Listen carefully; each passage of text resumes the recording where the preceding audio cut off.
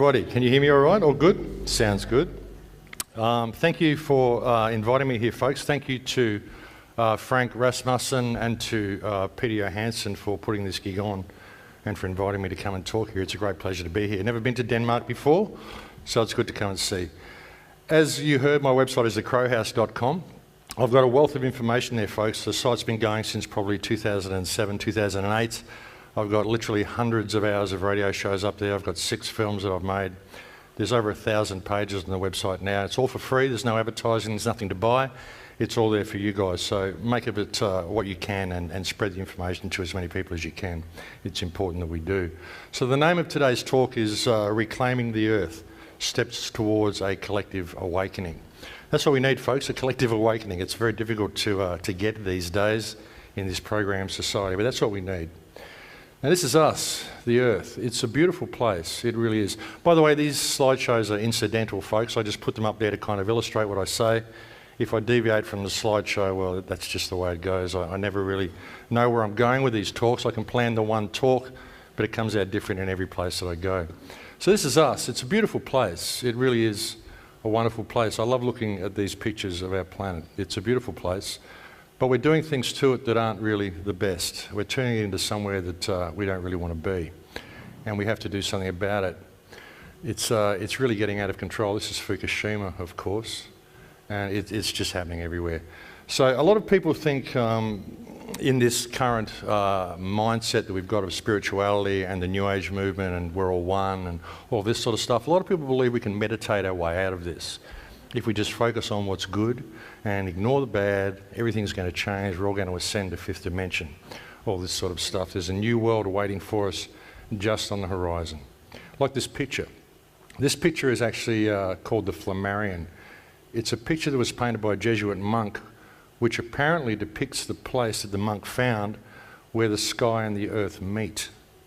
And he went home to the church and he drew this picture to show them. I think that people who believe that we're going to ascend to 5th dimension and get out of this by meditation probably believe this guy actually found the place where the sky meets the earth. So I think we're in for a reality check, folks. I don't think that's going to happen at all, you know. We do literally create our reality. We create the reality by our emotional input and by what we do, but it's a test. This picture is called Wisdom's Dare. It's done by a very good friend of mine called Adam Scott Miller. And as you can see, the way he's depicted it in the picture, we do literally create our reality, but it's wisdom's dare. It's wisdom's dare. That's really what life is daring us to do. It's daring us to be wise. That's what I think anyway. That's what I get a lot of stuff from Adam's pictures, and that's what I believe. It's daring us to be wise. What sort of world do we want? We want this sort of a world, or do we want this sort of a world? This sort of a world, or this sort of a world? That's Gaza Strip, actually, and I'll get back to that in a little while.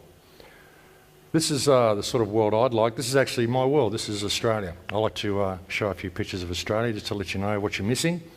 But it's a beautiful place, folks. This is where I live. This is Tweed Valley. This is a beautiful place. It's actually just over the hill from where I live. Yeah, where I live is just as good as that. It's a beautiful place. That's Australia. This is up in my backyard. Some trees in the backyard. Beautiful place. And these are my people.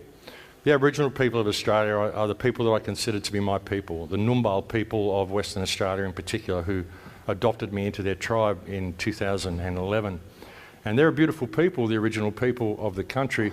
And what they're suffering is really parallel by what's going on in Gaza Strip right now. What's going on in Gaza is ethnic cleansing. And that's what's been happening to the Numbal people as well, to the Australian Aboriginal people, is ethnic cleansing. Just been taken out over a very long period of time. But they're beautiful people.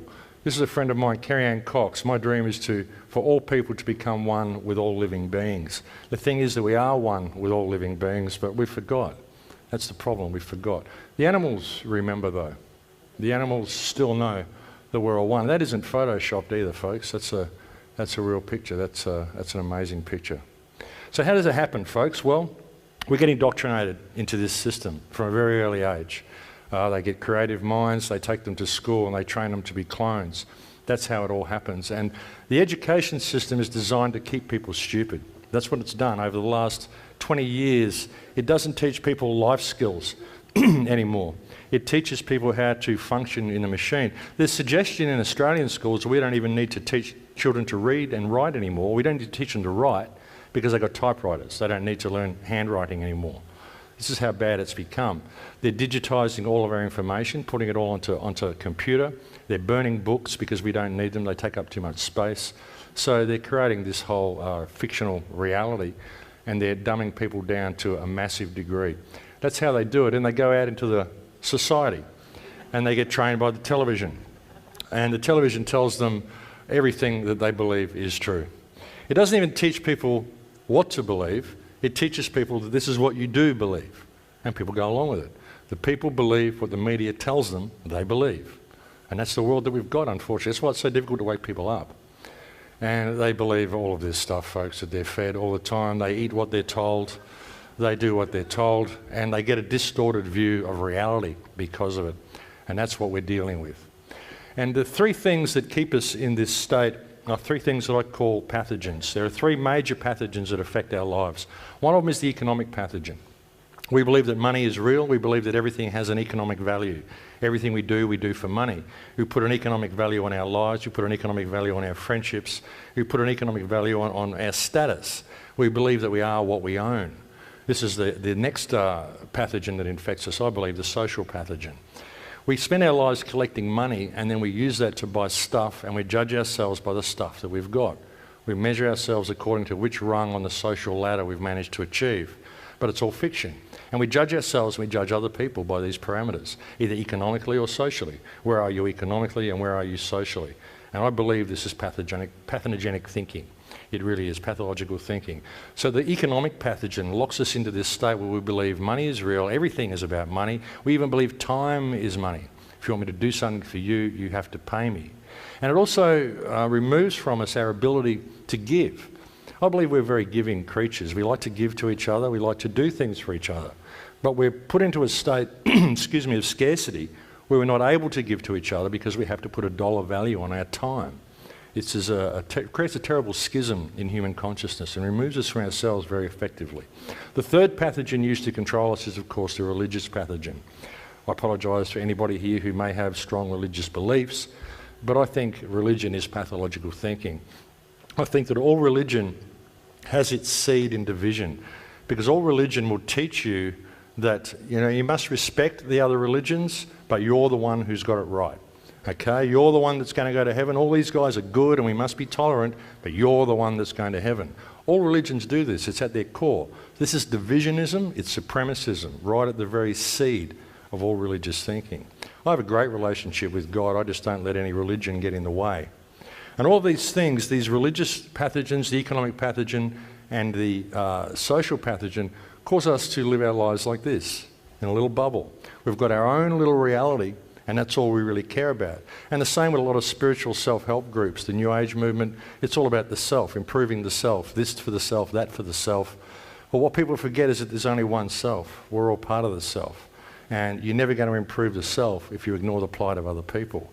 We're all in this together. It's a mirror. It really is, and I'll get to that a little bit later as well. But it keeps us divided. And for people who don't go into these three forms of pathology, these three pathogens, the economic pathogen, the social pathogen, or the religious pathogen, then we've got the New Age movement, which is right there to scoop up all the remnants and lock them into this New Age bubble, where again they teach them it's all about the self.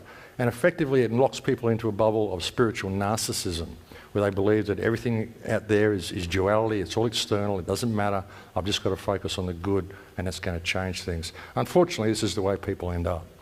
They end up completely frustrated. They don't realise that it's all inside them, all the energy is inside them, but the trick is you've got to apply it to the outside world. You've got to apply all these spiritual understandings to the world that you live in. And we're in this 3D reality here. Could be there's a reason for it, folks. Could be that we're actually supposed to participate in the world. Just a clue there. You're born, you're alive. Just a clue. Maybe you're supposed to participate. But we don't. So what happens is we get led down this road. We leave school and we get caught into the credit trap. We get taught that it's all about money, it's all about social status, and we take off down the economic highway. And that's the way we spend our lives. We go into massive amounts of debt to get all of this stuff that we believe makes us who we are, when really it doesn't. All it does is distract you from who you are. You judge yourself by all these external trappings, which aren't really you, and it leads you down that highway. You end up with debt and bills. That's what your life is. You're constantly struggling to get above this debt. You drag this debt around with you for the rest of your life, and then you pretend to enjoy it. This guy's having a great time. Look at him. He's just so happy. He's got his football, his team's winning, he's got his TV, he's got his remote, he's got his beer and chips. He doesn't even notice he's chained to a wall of debt, you know. And that's his life. That's our social system. That's what we've got. That's called society, folks. Enjoy. And really what it is, folks, is a system of people farming. That's what it is. It's people farming via debt slavery. That's what we've got in our system, and the sooner people become aware of it, the better. The thing is, people do become aware of it, but then they don't know what to do about it. They just think, well, here I am, what do I do? That's the main problem. And the problem is that the people who run the system, they just make money out of thin air, folks. They've got an unlimited supply of money. Think about that, having an unlimited supply of money. Everything we try to do, we start campaigns, we do advertising, we do whatever. These guys can beat you 1 billion to 1. Every dollar you spend, they can beat you 1 billion to 1, and they can do it every minute of every day. An unlimited supply of money. With that unlimited supply of money, they bought all the governments, they bought the banking system, they bought the media, they bought up all the resources, they just bought everything. And that's the way it goes. And we've all got these national debts in our country. Who do we owe the debt to? These guys. It's incredible. We just keep doing it. We keep going through. So that's what we're up against. We're up against an unlimited supply of money, folks. And it works because we think it's real. And the private issuance of currency is one of the main problems that we've got. Okay, money is something that people take for granted. They just don't think about it. It's something that we use every day, but we just don't think about it. It just comes from somewhere. We don't really know where. We just go to the bank and get it. We take out a loan and we've got to pay it back. And there's all sorts of rabbit holes that have been provided for people to explain this, such as fractional reserve banking and this and that. You know, everyone heard here about fractional reserve banking? We all know about that. Even that is a rabbit hole, folks. It isn't that banks can lend out 10 times more than what they've got. It's that banks don't actually lend you anything. No one ever borrowed anything from a bank. No bank lent 1 cent to anybody. Even the government, they create bonds, they create a piece of paper, they write on it, they take it to the bank, and the bank says, thank you for the bond, now you can use our paper, which is worth the same as the bond you gave us. Why doesn't the government just use the bond? They go and use the paper from the bank. And the same thing happens when you go to take out a loan. You go into a bank and you take out a loan for $50,000. The bank doesn't loan you $50,000. It takes the promissory note that you created, launders it into their possession, and then it gives you its paper to use. So all you're using is paper, the paper they gave you. They didn't lend you any money. You created the money yourself. And they believe that, they trick you into believing that you borrowed it, and then they launder it all back into their possession. So everything you create, they launder into their possession. And that's a real clue there, because what this system harvests from you is not your wealth, it's you. It's you yourself. It's your time, your energy, everything you do, walking between these lines, being constrained by these systems, paying to be alive, all of this stuff. It's you yourself that is the harvest here. The most important resource on the planet is people and attention, the attention of people. That's what it is. All the resources we harvest out of the earth are all for people. They're all for us. It's all us. We are the source of energy for this system. You see, it's not really the paper, it's the energy. And this is where we end up, folks. They get as much money as they want, and this is what we get as a result of them controlling the money system. You can, of course, ask the government for a hand if you want. The government will give you a handout. They will help you if you ask them, but it's not always the help that you're looking for. That's the problem with governments. They just don't give you the help that you want, but they will give you help. This lady got some help. She got help with a student loan. Worked out very well for her. Borrowed $26,000, paid back $32,000, still owe $45,000. That's called getting an education, folks. What are you getting an education in is the question. But that's government help. That's how they do it. That's what they help you with. Wonderful, wonderful people, aren't they? And of course, we can't tell the children, can't tell the kids. They're too busy texting on their mobile phones while they walk into the meat grinder. And this, as a result, is the current state of human consciousness. It's also the current state of the freedoms on this planet, I think. I think this is about where we are at the moment, folks. We're hanging on by our fingertips. Fortunately, a lot of people are waking up to the fact that we're hanging on by our fingertips. Fortunately, there's more and more corrupt governments coming into being, which is making it more and more obvious for the people. Like in Australia, we've got this guy called Tony Abbott. Anybody here heard of Tony Abbott? This Prime Minister in Australia, he's like the worst thing that's ever happened to the world. This guy has some sort of genetic mutation, I tell you. I don't know where they got this guy from. But really, he's the best thing that ever happened to Australia because he's the worst thing that ever happened to Australia. And he's waking up more people than I ever could. That's the thing, the more they do, the more they wake up. They're trying to lock us down, but really, they're just waking us up. It's a self-fulfilling prophecy. We create reality ourselves. We created this whole mess, and we can create a new reality anytime we want. And the more they try to lock us down, the more they wake up. They can't win. We keep shifting the goalposts. We're just too creative for them. But that's about the current state of us, and I think we need to pay attention to that. Got to start thinking outside of the box, folks. So we've got to do, which box? This box. We have to think outside of the box, folks. Now, we know the world is controlled. We know it's puppeteered by this oligarchy that controls things from the top. A very small group of banking families basically control things. It all started from the Unum Sanctum Trust that was put forth by the Vatican in 1302. That created the current system that we've got. And this current system created the Crown Corporation and all of the stuff down the line from that. It all started in 1302. Pope Boniface VIII, I think he was. Dante condemned him to the depths of hell as being the most evil man ever born for the Unum Sanctum Trust that he created. The Unum Sanctum Trust basically said, well, no one else has claimed the earth, so I think we'll do it. So the Vatican basically claimed the earth. Then about 100 years later, they created a new trust which piggybacked off the first trust, which was called the Romanus Pontifex Trust, which is what created the Crown Corporation. Then they created the Attorney Regis Trust about 50 years later.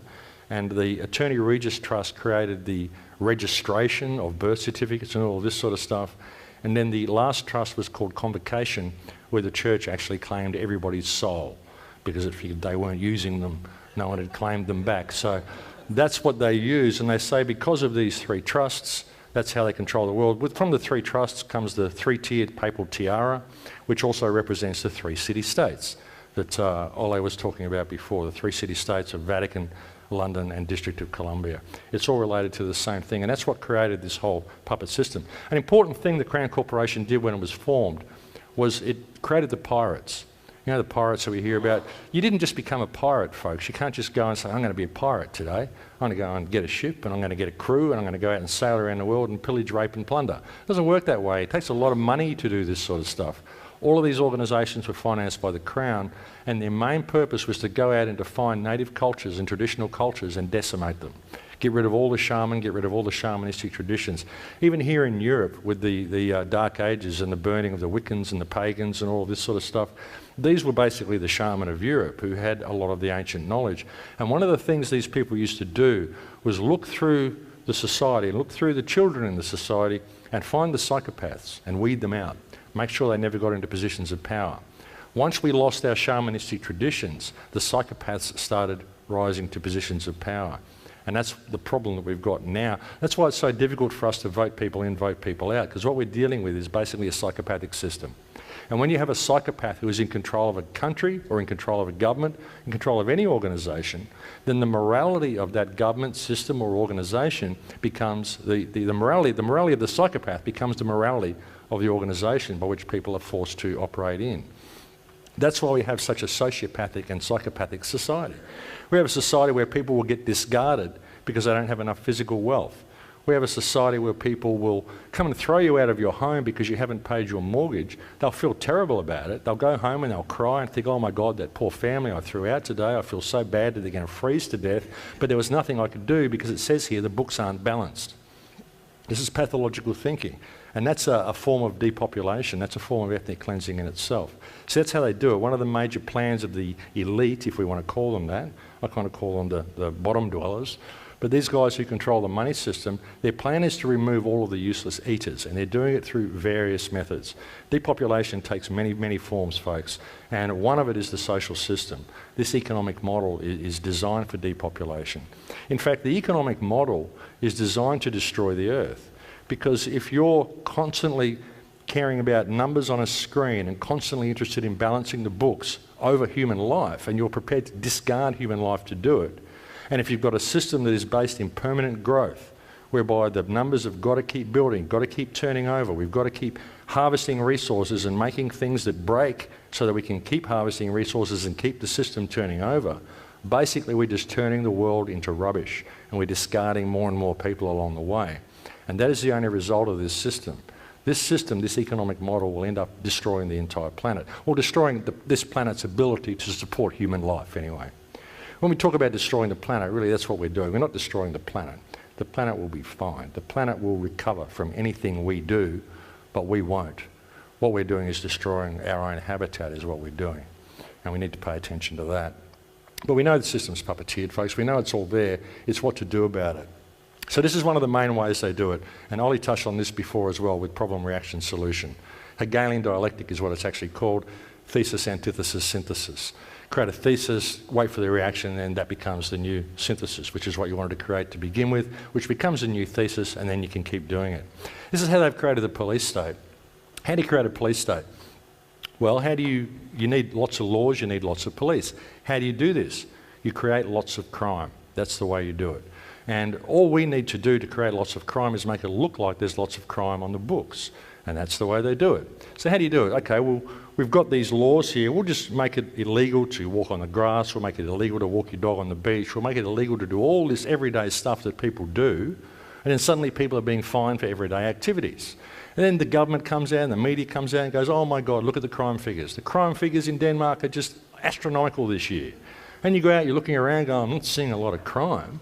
I'm not seeing a lot of crime on the streets. I'm not getting robbed. What's going on? Where's all the crime? But gee, it says in the paper there's all this crime. So of course, we need more police. We need more laws to deal with the crime. But every new law you create a new crime. That's what a law is. It's the creation of a new crime. Think about it. Crimes are created because laws are created.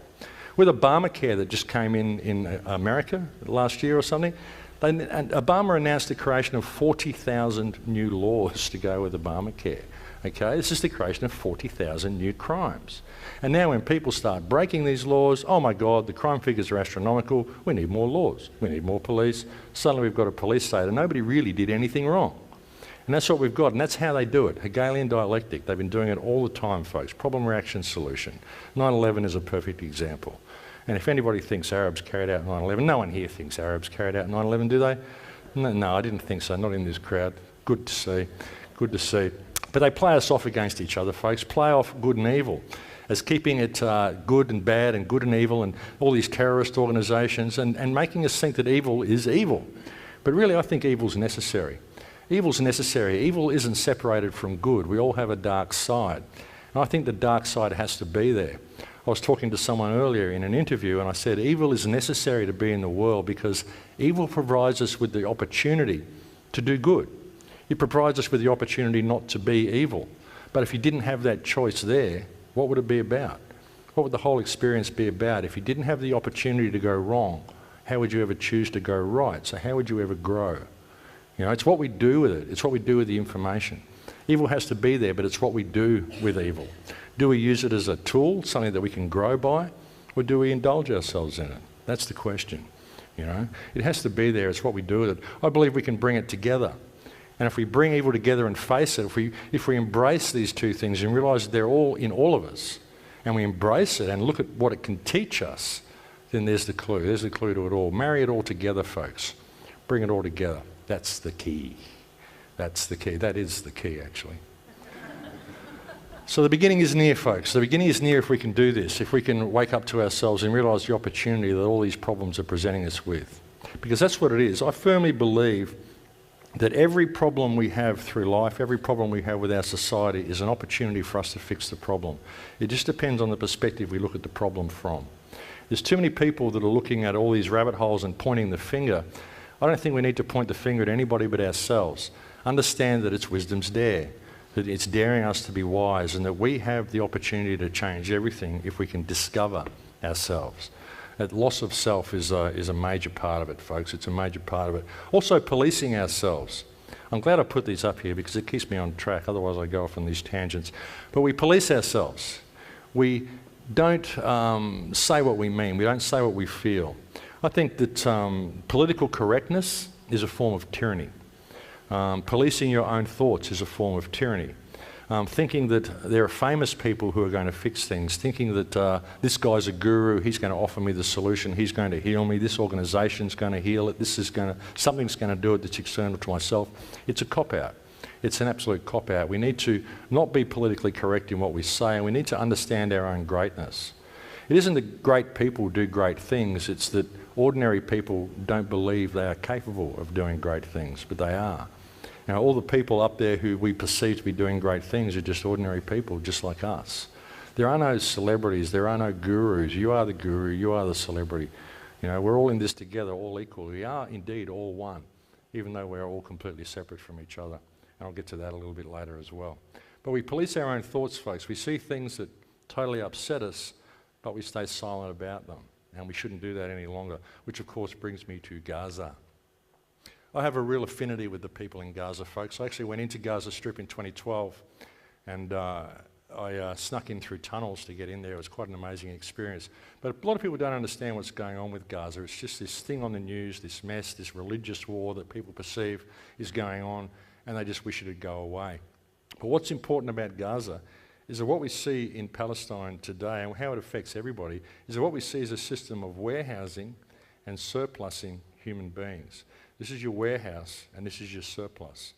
And what they're doing with these people is absolutely disgraceful, and this is ethnic cleansing, and it's been going on for 67 years.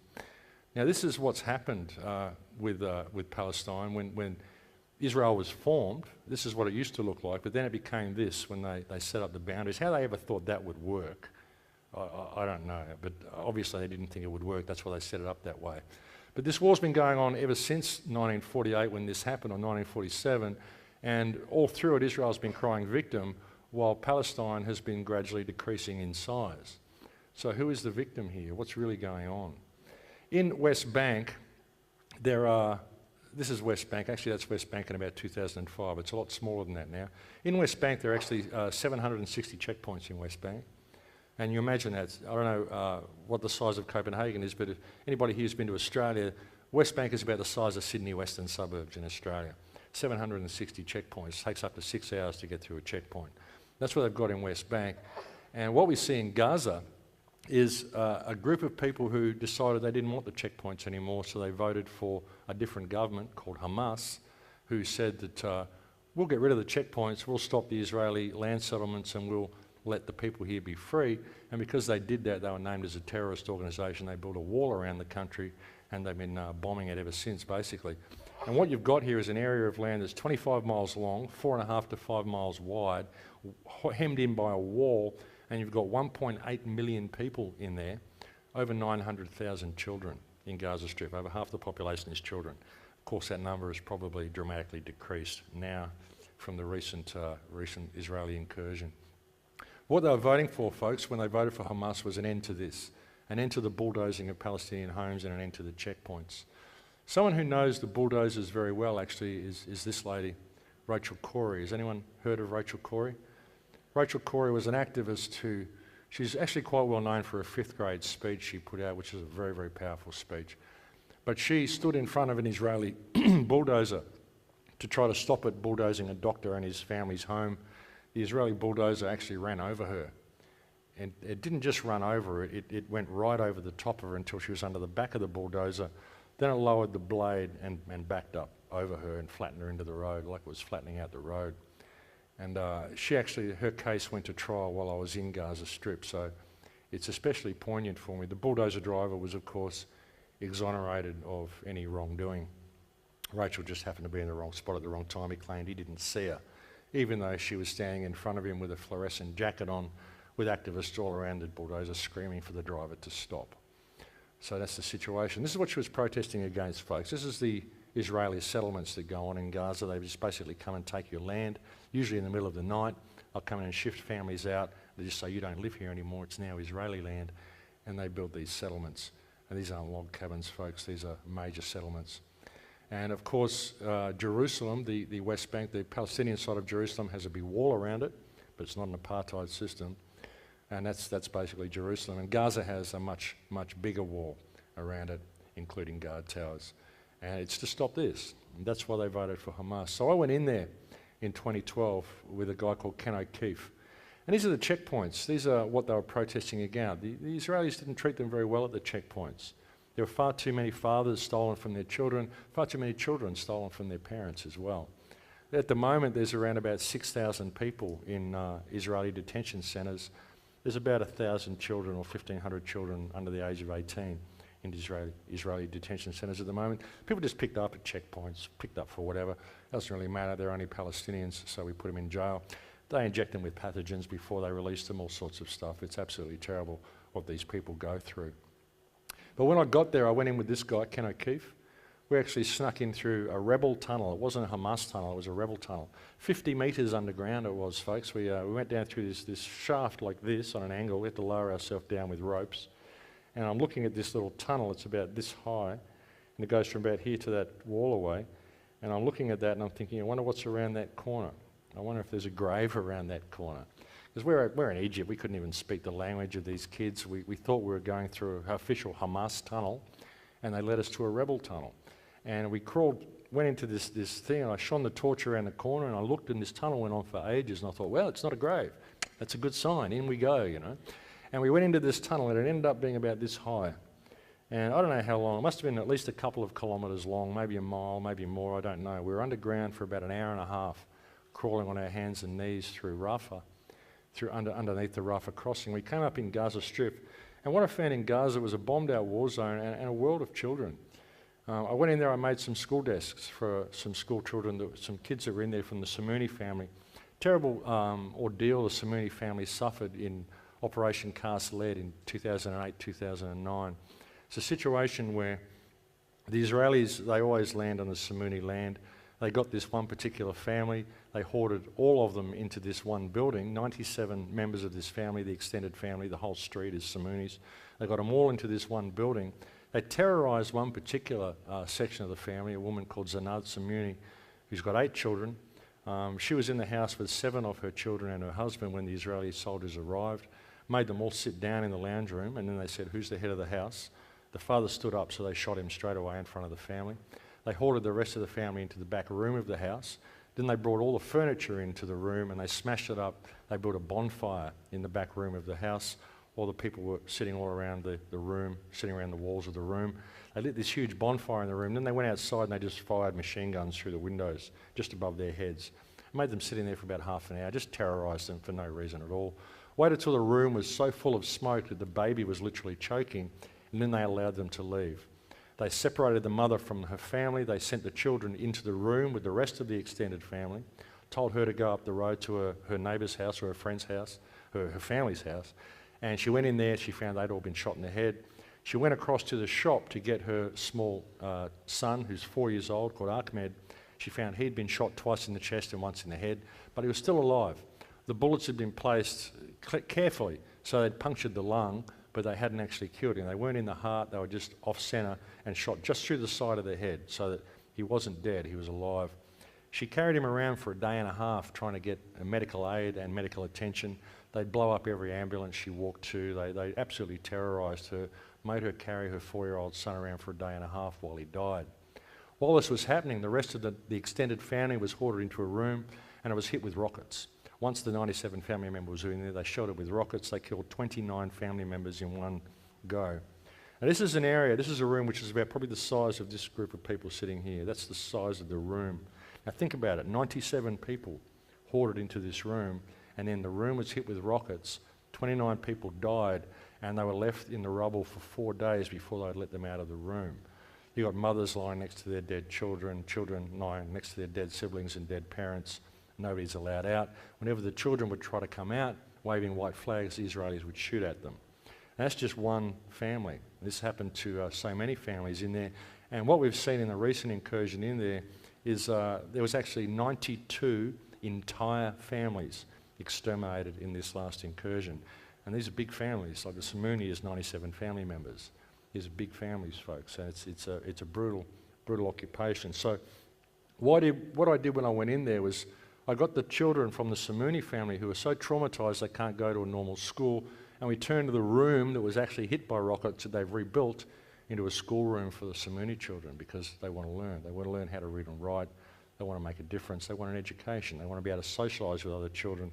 but they can't go to normal school. So I built a school desk, a schoolroom for them while I was in there. It was a great thing to do. I was very happy that I could do it. This is the translator that we had there, Omar, young 21-year-old guy, 21 at the time, born in Palestine. Parents live in Dubai, but he was actually born in Palestine. He was living in Dubai, and when he turned 21, they told him, well, now that you're 21, we can't extend your permanent residence visa. You'll have to go back to Gaza. And they sent him back to Gaza Strip. He's been there for 2.5 years now, actually going crazy, can't get out. And that's the thing with Gaza, folks. Palestine isn't recognised as a country, so the people can't leave. You know, Israel says we give them warning, we're giving them they can leave if they want to, but they can't because they don't come from anywhere, because Palestine isn't a country.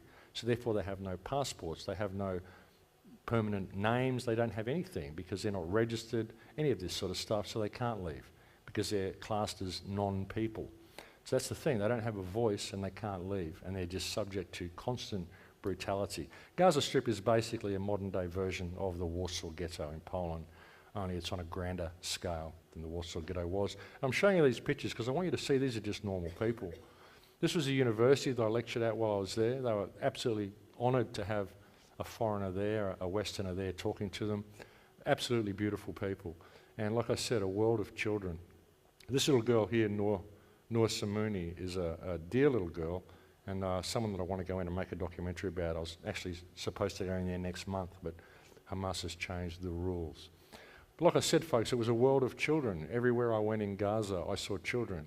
Just children everywhere. Many of them, like this little fella, bearing the battle scars of war.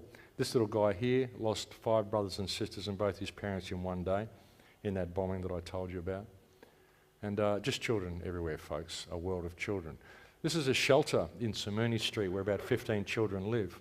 This little guy said, Max, take a picture of me on my front porch. You know, very proud that he's got his chair and his little table there and he's just sitting there on his front porch.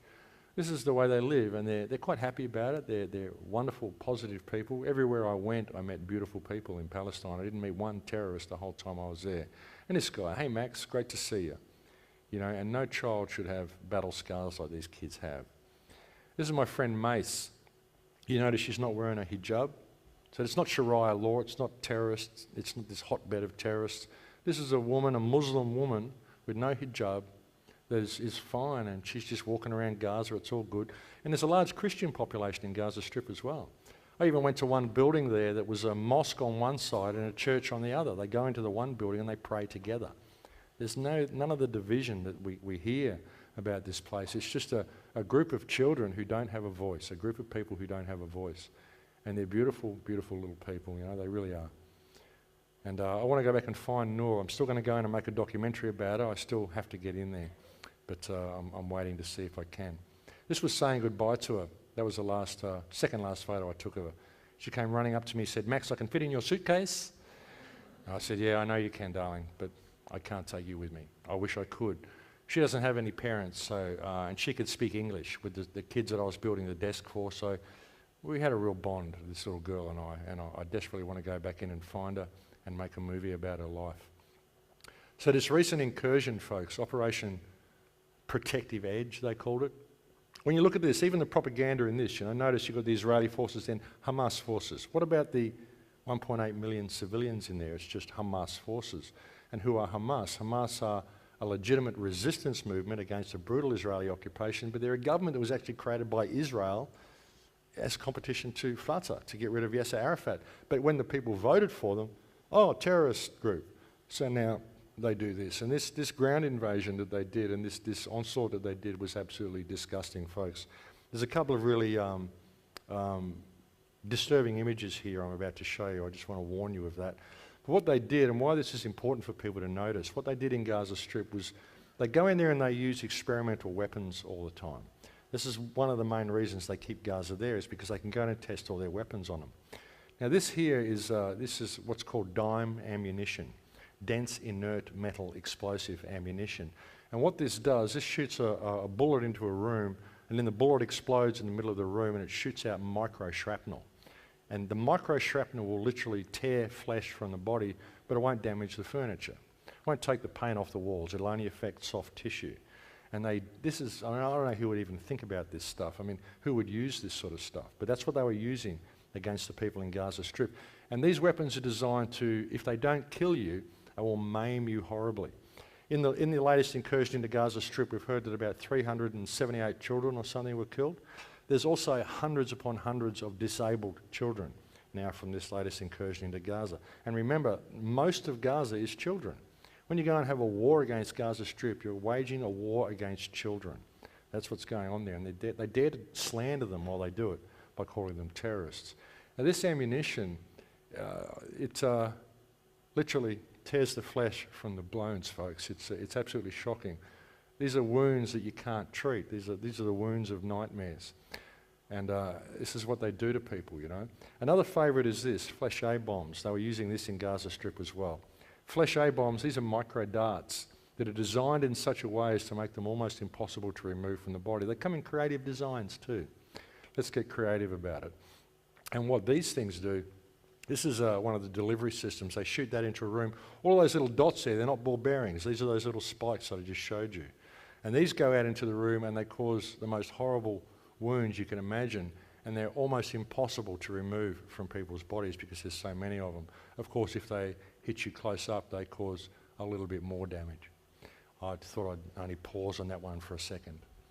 Another favourite one is white phosphorus that they use in Gaza. White phosphorus is a banned chemical weapon. It burns you from the inside out. It sucks all the oxygen out of your body.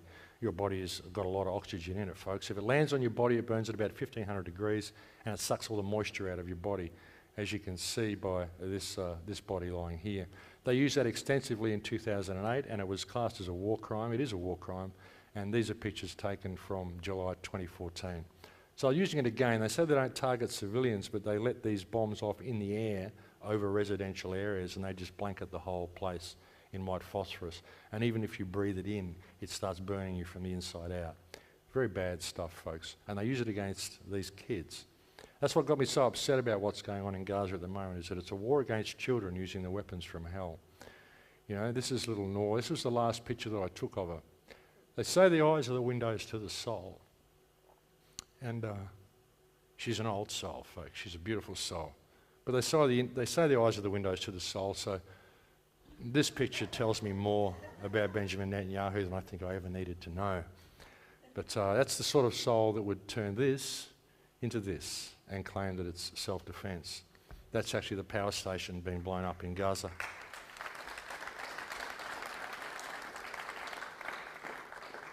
That's the power station. They blew that up on what is essentially the Muslim Christmas Day. And when they did it, they said, we're putting the people in Gaza on a diet. That's the sociopathic nature of these people, you know. It's absolutely terrible, folks. Make no mistake about it, it's a war crime. Everything that's happened in Gaza is a war crime. And the most important thing about it is that it's been carried out against a civilian population by a major Western country, a major superpower, a member of G8. This isn't Rwanda, this isn't Idi Amin, this isn't Ukraine, communists, or whatever you want to call it, you know. This isn't anything that we, you know, some deep, dark terror organisation. This is a major player, a member of G8, that is using banned chemical weapons and experimental ammunition against a population of children walled in. And this is something we need to pay attention to, because all of this has been supported by our governments. Any government that supports Israel is supporting this. And when I speak out about Israel, I'm not speaking out against Jews. It's important to understand that. I'm speaking out against the criminal system, which is the Israeli government. And it isn't just the Israeli government. Israel isn't just a rogue state. All of our states are rogue states. Anything that supports this is a rogue state. Any government that supports the permanent economic slavery of their citizens is a rogue state. But what this has done is it's provided an opportunity for us, because everything Gaza that just happened in Gaza was a war crime. Simply conducting a war against a population of walled-in children is a war crime. Blowing up mosques is a war crime. Blowing up ambulances, hospitals, schools, this is a war crime. Blowing up the UN school, all the hospitals they blew up, almost every hospital in Gaza. Taking out the waterworks is a war crime. Taking out the power plant is a war crime. Taking out the ancient monuments that they just took out. They took out stuff in Gaza Strip with this latest incursion that had been built in 300 AD. These are buildings that are Palestinian culture going way back, way back. And this again is another form of ethnic cleansing. You take out all of their culture, any trace that the Palestinians ever existed. And it's a war crime. All of it has been a war crime. And what we can do now, is we can pressure our governments to make sure Benjamin Netanyahu is charged with war crimes and the Israeli government is charged with war crimes. How does that benefit us? Well, because once Benjamin Netanyahu is charged with war crimes, even if it doesn't stick, which it probably won't because of the power of veto and what the United States does and how they control the UN anyway, at least the charges have been put forth and it's been acknowledged that the government committed war crimes. But that won't happen if we don't pressure our politicians to do it. But the thing is, as soon as they do, it opens the floodgates for us to charge our own governments with war crimes for supporting this war crime. And we don't need the UN for that. You can charge the government of Denmark under your own laws if this government is found to have supported Israel through this latest incursion. And that's a huge thing for us. We can all do that. And if we don't, then they've just shown us what they're prepared to do against civilian populations. And this is why it's dangerous building things like alternate communities, folks. You go out and you build yourself a little alternate community here and we're all awake and we all have this stuff and we're going to create a working model. They like you to do that because you're not participating in this community while you do it. And all they've got to do is name someone in your alternate community as being a terrorist and bang, you're a terrorist cell. They can spin it in the media any way they want. They can surround you and they can wipe you out with the weapons from hell because they've just been legitimised by this latest incursion. So if we don't pay attention to what's going on in Palestine, then as I've often said, the way of Palestine will be the way of the world because what it is a system of warehousing and surplusing human beings. And this will be applied to all of our countries if we don't pay attention. Because it is a war crime, folks. Everything they've done is a war crime. From the killing of children to everything they've done. And that's just what it looked like halfway through the invasion, the list of children that have been killed. And these are the Hamas rockets, folks. This is what Israel's defending themselves against. We're always hearing about these terrible rocket attacks. These are sky rockets. These are metal pipes powered by fertiliser that come over and put a hole in your roof.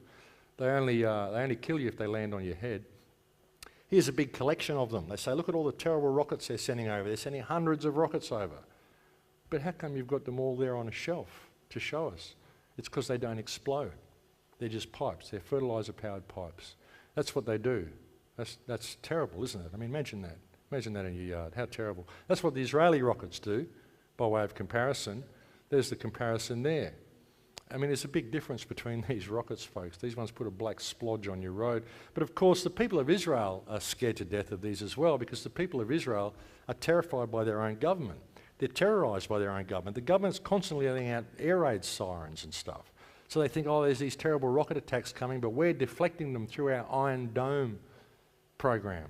The Iron Dome program is a hoax. It's just a computer program that puts extra dots on the screen.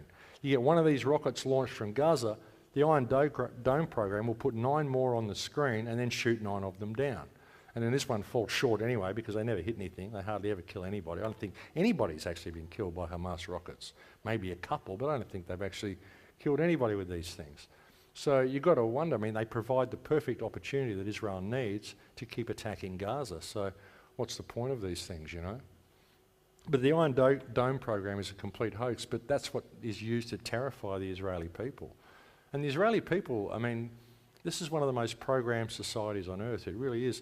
I was speaking to an Israeli woman, and she was telling me how terrible it is that the Muslim mothers and the Muslim parents want to sacrifice their children.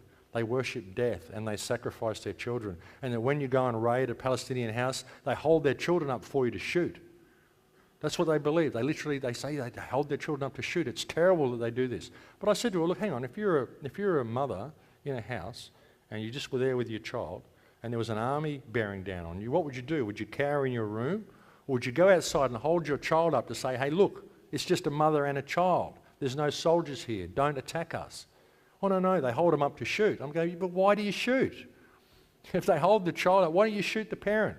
If you're so concerned that the parent is holding the child up for you to kill the child, why do you kill the child? Who's guilty, the mother for holding it up or the soldier who shoots the child? But they hold their children up to say, hey, look, it's just a mother and a child, don't attack us. But the Israelis believed that, oh no, they want us to kill the children. And so they kill them. And of course, it's the Muslim that's to blame. It's an amazing program, folks. It's incredible. And the thing is, you try to talk to these people and they're programmed. They're programmed by a false history. And they're not lying to you when they tell you this stuff. This woman had tears coming down her face. She literally believed what she was saying. And no matter how much I tried to tell her the truth, she wouldn't listen. She was completely programmed into this reality. So that's what we're dealing with. So Can you hate the Jews for what they do? Well, no, they're programmed into what they do. And a lot of it is through the supremacist religious system, because they're heavily indoctrinated into the religious system. And as I said, all religions have a seed of supremacism at their root. That's the basis of the whole thing. And this is what they're doing, folks. This is Gaza. It's unbelievable. But see, everything Israel tells us is backwards. They tell us that the Gazans use Palestinian children for human shields. Here's a Palestinian children being used as a human shield by Israeli soldiers. As you can see, they make pretty good footstools as well, you know. And they tell us that the Palestinians are trained to use weapons at an early age. And here are the people training their children. There's a young girl with a bazooka. She looks like she's 3. And this young kid here looks like he's like 3 years old. Are these guys doing battle training? Nice Uzi, Dad. You know, so there's a weird thing going on here. They tell us that these Hamas terrorists are always threatening themselves. But I don't know, folks. I was in Gaza. And look at these guns. What are these guns? These are AR-15s or M16s. These are American weapons. You don't see people in Palestine using American weapons. They use Kalashnikovs, Russian weapons you can use in the desert. You can't use American weapons in the desert. They jam up too much. But we're told all these guys have always got masks on when we see them, you know, so I don't know. I just wonder about all this stuff. Of course, there's this guy. Here he is wearing a Star of David, this Hamas soldier wearing a Star of David on his neck. His shirt's popped open. That's a bit unusual, isn't it?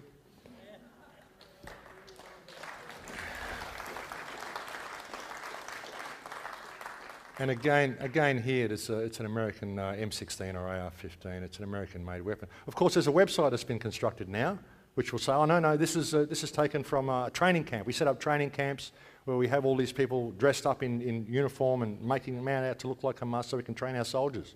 But of course, that website came out after I found this photo.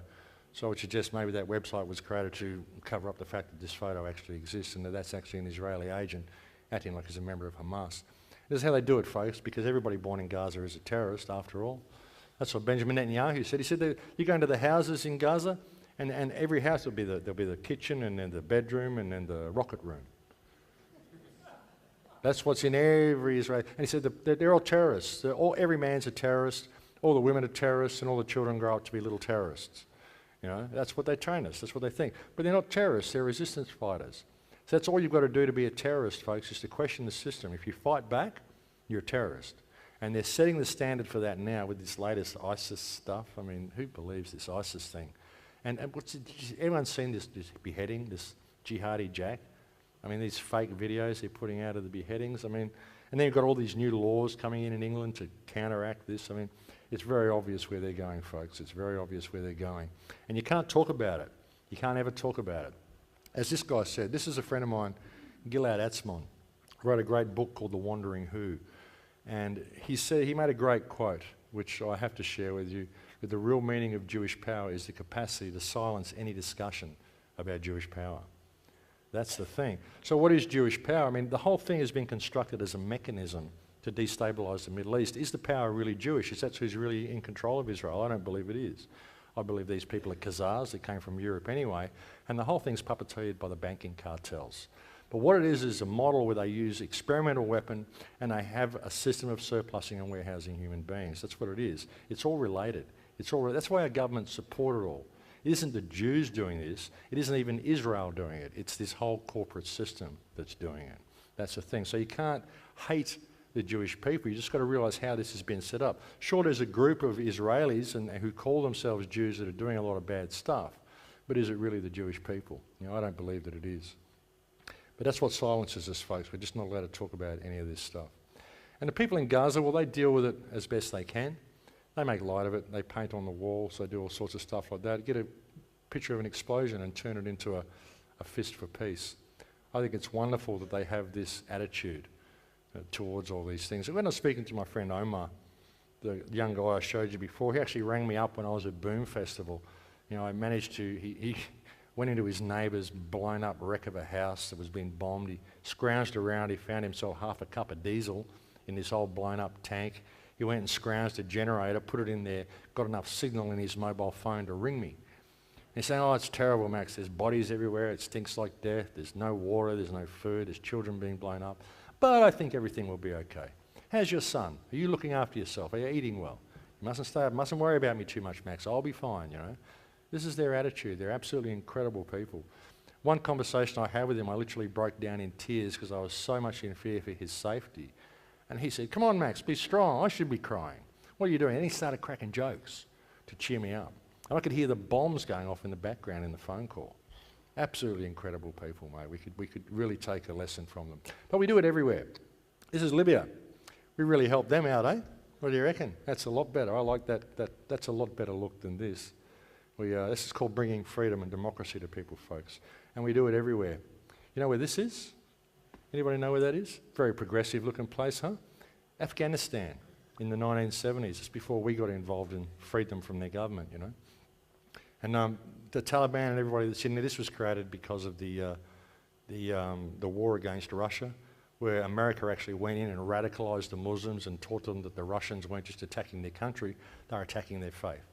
And they taught them about radical Islam and all of this sort of stuff. It all came from the West. We created all this. Even the whole Arab system, the whole Arab states came from the West. You look at the lines on the Arab states, these are drawn with a ruler.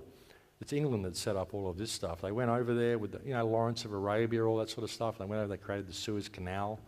And they went over there and they got all these sheikhs and they said, "Oh, you guys come to England and we'll educate you. Bring your children, we'll educate your children in Oxford and Cambridge. And by the way, you run the whole tribe. You're a king and your children are princes and princesses. And here's your surroundings, here's your lands here." And they created the whole system.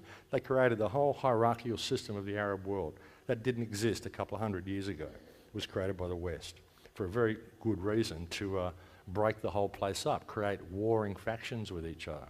We do it all the time, folks. We did it in Africa, did a pretty good job with Africa as well, I thought. That's, again, the Crown Corporation. And this, what about this? What about this stuff, folks? This has been mankind's companion plant for about 10,000 years, and suddenly it's been banned. And because it's been banned, now everybody's getting sick with cancers. Everybody's not having access to the medicines they need. You have an endocannabinoid system in your body, and it's a companion plant for you. You have cannabinoid receptors in every single organ in your body. And if you eat this plant and you juice this plant and you put it in your food, you find that you don't really get sick. It's our companion plant. Plus, it makes the best quality food, the best quality building materials, the best quality paper, best quality materials, and yet they banned it. To keep us safe, of course. To keep us safe.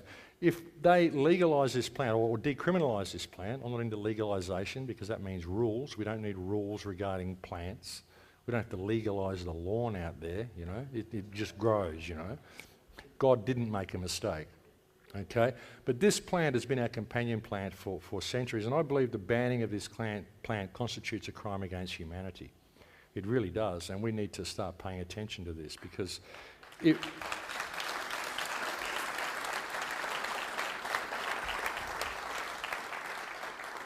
if we were able to use this plant, then we'd find that most of the most pollutive businesses on the planet would instantly become redundant. We wouldn't have a forestry industry. We wouldn't be pulling down all of our forests because we can get better quality building materials from this.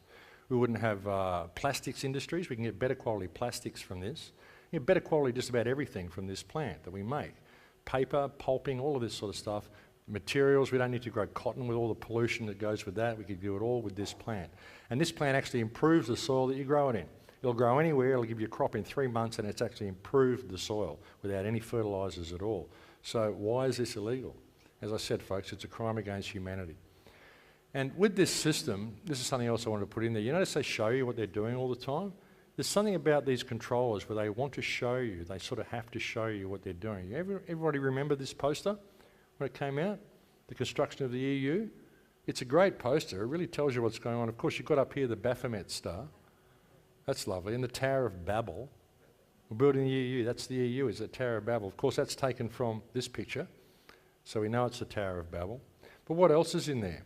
You see down here, you've got these guys here in suits. Well, you've got this Tower of Babel, and it's separated by a moat. And this is like the pyramid with the separated from the capstone, you know, so that the elite are in the tower here, but everybody's separate from it. You've got these guys here in suits who are the guys running the system, running the government and running the newspapers, looking across the moat going, well, how do we get there? How do we get where you guys are? You know, they're kind of looking a little bit confused, and they're never going to get there, of course. They're just puppets. But look at all these things. These are the general population, the manual workers. Check them out. They're all blockheads. They're all blockheads, except for one. Can you see the one that isn't? Little baby down here. Because we're all born with infinite potential. We can all be anything we want to be. And of course, then they went and built the Tower of Babel in Stockholm. That's the, amazing. That's the head of the EU. So they tell you what they're doing all the time. And that's what they're doing, folks. That's where they're heading us, into a world like that, where you can enslave your fellow human beings and rape the planet and be praised for your good business sense. Because that's what we've got. That's what it's about. And something else they're trying to do, transhumanism. This is another place they're leading us. They're disconnecting us from ourselves and leading us into a digital world, a virtual world, like I said before. You've got kids that are texting each other from across the rooms now. Go to parties and there's kids literally texting each other from across the room because they've lost their communication skills. They're losing their life skills. You know, the internet and all of this stuff, this technology has made the world smaller to many degrees. I'm able to talk to people all around the world. I'm able to do a radio show across America where I'm sitting in a little cabin in Byron Bay. All these sorts of things are wonderful, but it's disconnecting people from their life skills, especially among the children. We're seeing a lot of this among the kids. They're just losing their ability to be able to communicate, their ability to be able to be themselves and acknowledge themselves. A lot of people create new personas online, something that isn't really them. You know, and then when they meet people, they're kind of embarrassed that they're not as cool as they pretended they were online. Because, of course, they're judging themselves by one of the three pathogens. And they tell us what they're doing. Anyone seen this movie? Transcendence, new Johnny Depp movie. They tell you where they're going. This is about a guy who uploads his consciousness into a computer. And, of course, he creates nanotechnology. The nanotechnology goes up in clouds and starts raining down around the world. And that's what's going on as well, folks, if anyone wonders what the chemtrails are all about. Chemtrails are a multi-platform delivery system. There's all sorts of things being found in chemtrails. Perhaps they are being used to combat global warming, as some people think. Perhaps they are. Perhaps it is all being done for our benefit, but I don't think so. I really don't. I don't think these people that are carrying out fracking around the planet and carrying out all of the destructive processes they're carrying out would really be too concerned about protecting us from the heat of the sun. I don't think that's the plan at all. But transhumanism is presented as being something really wonderful, something that's going to enhance us, something that's going to improve our lives. But really all it's doing is locking us further and further into a digital world, and eventually, and it all leads back to government as well. It's another way of controlling you. Everything that they do, if you've got a digital world and everything's monitored, if everything's digital, everything's monitored. They're talking about situations where you won't even need your mobile phone anymore. You can have a little implant in your head, and you won't even have to communicate. You won't even have to speak your information to the person on the other end of the phone. You can just think it. Anyone seen these new gaming machines that have come out where you can actually think?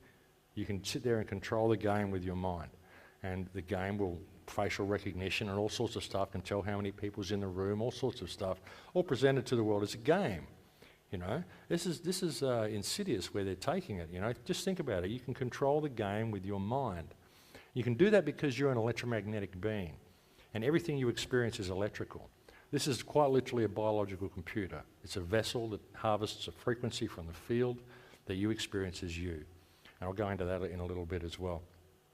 But this is where we're going, folks. That'll be a wonderful life for our children, don't you think?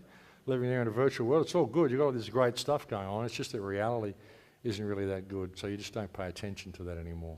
And that's where they're going, folks. It's a wolf in sheep's clothing. That's what transhumanism is. So let's cut through some of the tape, shall we?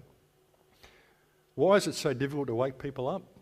Why is it so difficult when we can tell people all this stuff and the society remains apathetic? Why is it? Well, there's so many reasons. There's so many ways that we're controlled. Fluoride absolutely limits brain function. It prevents cognitive thinking. You can tell people it's all messed up and they go, yeah, wow, it really is. I can see what you're saying now. And they just go back to what they're doing. It's incredible, you know. And the food that they eat. What's in the GM food? What's in the food that we eat now? It's not the same as the food that we ate when I was a child. So we're being bombarded from all directions, folks, and that's where it starts with the children. You like that one? That was a morph, yep. That's what they do. And the electromagnetic radiation as well. I think the first speaker touched on that. Like I said, you're an electromagnetic being. And if you can control a game with your thoughts, what makes you think the game can't control your thoughts? You know, all I've got to do is get in there, find a way in. So, oh yeah, get a microchip. It's all good. You can do your barcode. It's easier for shopping. Put a back door into the computer. That's what it's about, so they can control you even more. But people are waking up, folks. People are waking up to the control grid. And there's so many ways that they control us. What people have to do, folks, is realise that there is a spiritual way out of this. There is a spiritual understanding that we can use. Now, when I was in 2008, I had this incredible experience that I want to share with you.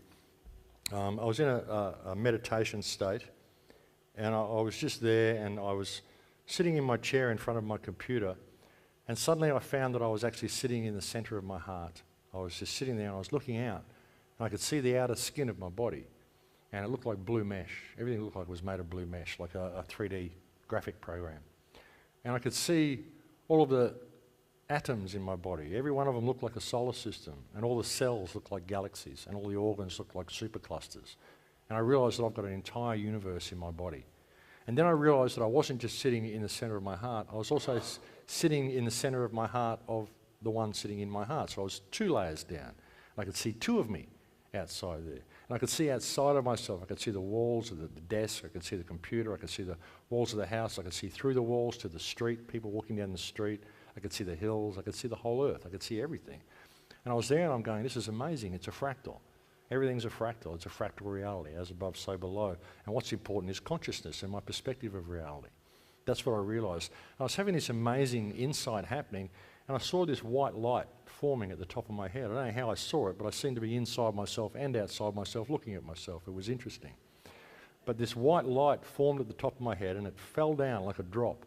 And it hit the ground beneath my chair, and it rippled like in a pond, like you're dropping a stone into a pond, and it rippled out, and everything turned into white light, everything. And then it just went whoosh, and it kind of split on all around me, and suddenly I was everywhere all at once. I could see myself from every possible perspective all at once, not like a little bunch of screens. I was everywhere all at once.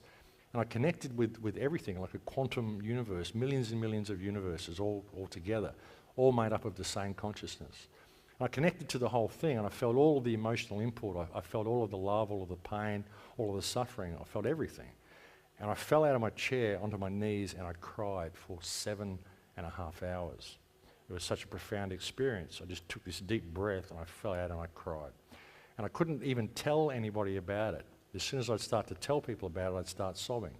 It was ridiculous. It was just a mess. But it was because it was so beautiful and so profound. It wasn't anything that upset me. It was just this profound insight. When it happened, when that moment happened, I went, oh my God, I wonder if I'm the one. I wonder if I'm the second coming. And when that happened, I thought, wow, isn't that trippy that you had that thought? Why would you think that? Of course you're the one. Everybody's the one. We're all divine. And then I realised why some people have that thought and they run with it. Their ego kicks in and they run with it. But really, it wasn't like that for me. It was just a profound moment, and suddenly I understood why people have that thought. But I also understood what I am and how we energetically create reality. There is no matter. It's all a matter of perspective. What I realised is that this is literally a biological computer, and that my consciousness is not local to my body. It exists out here in the field. This is just simply a vessel that has a particular DNA sequence that harvests that frequency from the field that I experience as me. And you do the same thing that you experience as you, but it comes from a single consciousness. There's only actually one of us here, and that's the universe. It's all one single consciousnness, and it's an energetic consciousness. You know, the stuff of reality itself, the fabric, is conscious. And this field, it isn't empty, it's full. It's full of energy. What's real is the space. All matter is divisions in space based on perception. This is the insight that I had, and I discovered my own perfection. I realised that I am absolutely perfect because no one can be me better than me. No one else can do this. No one else can have this perspective. It's absolutely unique to me. And it's the same for all of you. You're all absolutely perfect because you're perfect at being you, and no one can do that better than you. No one will ever have the perspective that you've got. And if you believe yourself to have limitations, or you believe yourself to be imperfect in some way, then it's usually because of parameters that are given to you by someone else. Or perhaps you've got a health issue. Perhaps you've got a limb issue or something like that. That's okay too, because it's important for you to have that perspective. And it's that perspective that's important. That perspective is what makes you you, and that is what is unique about you. And that perspective is needed, otherwise you wouldn't be here. But being you is what you came here to be, obviously, because that's who you are. And otherwise you wouldn't be here. What does that mean? Does it mean anything? It's all good? I can still go? Good. So it shows you that you're perfect. It shows you that you're perfect at being you. Let there be light. See, it was a very enlightening moment, I guess. But you're perfect at being you. And when you can really see this and really understand that no one can have the perspective you've got, that is absolutely unique to you, why would you consider yourself to be anything but perfect? And when you can truly see that, you begin to respect yourself for all the flaws that you may have. It's all part of the learning curve. It's all part of the process. It's what you do with it. It's what you do with these flaws. What sort of reality do you project because of what these perceived flaws give you? You know, is it something positive? Is it something that you grow by? Or are you caught up judging yourself by all these parameters that are given to you by somebody else? That's the thing. But I discovered that perfection in myself, and suddenly I started to see it in everybody else. And all of the barriers broke down between me and other people. I don't know anybody that I have stuff with. I don't know anybody that I dislike. I have arguments with people, I have fallouts with people, but they always work out. It always works out. Even Benjamin Netanyahu, I don't hate him. I hate what he does, but I don't hate him. He's doing it because he's programmed. He's a psychopath. That's what psychopaths do. And what they've done is they've provided us with a fantastic opportunity to deal with these psychopaths, because now it's right in our face. But that's the thing, you know, that perfection of yourself, that's the key to the whole thing, because then the barriers break down with people. And if you can break down these barriers, you can change reality. It's your emotional input into reality that creates the reality. That's why they keep us in this state of fear. Fear-based mind control, everything. It's there in the back of everybody's mind. Is there enough money for this? Is there enough money for that? Am I good looking enough? Am I this? Am I wealthy enough? Am I successful enough? All of this stuff. What about you? Are you artistic enough? Are you expressing the art of your life? Because that's what it is. This life is an artistic expression of creation, and you are a unique art form of consciousness. And once you apply that to the people around you, the barriers break down, and suddenly we've got an empowered community that respects each other. Because if we have that basic respect for ourselves, then respect for others comes by default, and then the whole system breaks down. Now, if we had an empowered community, we could simply stand up and say, hey, we don't want to do this anymore. And guess what? All these people agree with me. But we're kept divided from each other. We kept judging ourselves by the three pathogens, the social pathogen, the economic pathogen, and the religious pathogen. That's where all the problems come from. And what I discovered in that meditation was my own perfection. And it's something that I've been trying to share. But what I also discovered was this emotional input to reality that we create. You think about that. You create reality by your emotion and your intention. Okay? But it's a collective thing. If there's only one of us here, then it's a collective projection, isn't it? People say, you know this, you know that you can create your own reality. Why don't you change it? Well, it's because it's a collective projection. I can only change my bit of it and hope to ripple it out and help other people realise the truth about themselves, and then we can change things, you know. But what I found was that you can change things in your life emotionally by the input you put in. There's a conversation going on all the time between you and reality, which is an electrical conversation. It's happening all the time via the energy that is in your heart. You think of your body as a biological computer, your heart is the power source, your brain is a quantum instrument that turns possibility into actuality. Okay, so what I was doing, I was sitting there thinking, well, this is a fantastic insight that I've just received from this meditation, even though I can't tell anybody about it because I'm constantly crying. But it was a fantastic insight, but I thought, well, a good way that I can get the message that I've got out to the world would be to be a radio host. How do I be a radio host? I didn't know anything about being a radio host. I didn't even know there was internet radio. I didn't even know about YouTube at the time. But then I discovered it about a couple of weeks later. I discovered YouTube, and I started making slideshows on YouTube. But while I was doing all of this, I thought, okay, it's an emotional reality. I started thinking about the American Indians. An American Indian will do a rain dance, not by getting out there and praying for rain. What they will do is they will put themselves in the state where they're standing in the pouring rain. Emotionally standing in the pouring rain. They can feel it running down their body. They can feel their toes squishing in the mud. They can smell it running down the walls of the hut. They put themselves in that emotional state, and then reality will mirror that back to them and rain comes.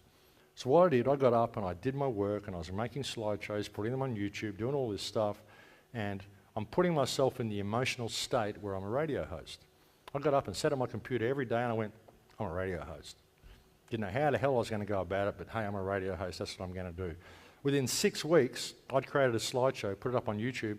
It got seen by a radio host in Kansas who said, gee, I love your slideshow. I've been trying to wake my neighbour up for 5 years and I couldn't. Your slideshow woke him up. Come onto the radio for an interview. And I thought, oh, what's going on here? So I went on and did the interview. They said, oh, they loved you, they loved you. Can you come on again next week? And I went, yeah, no worries.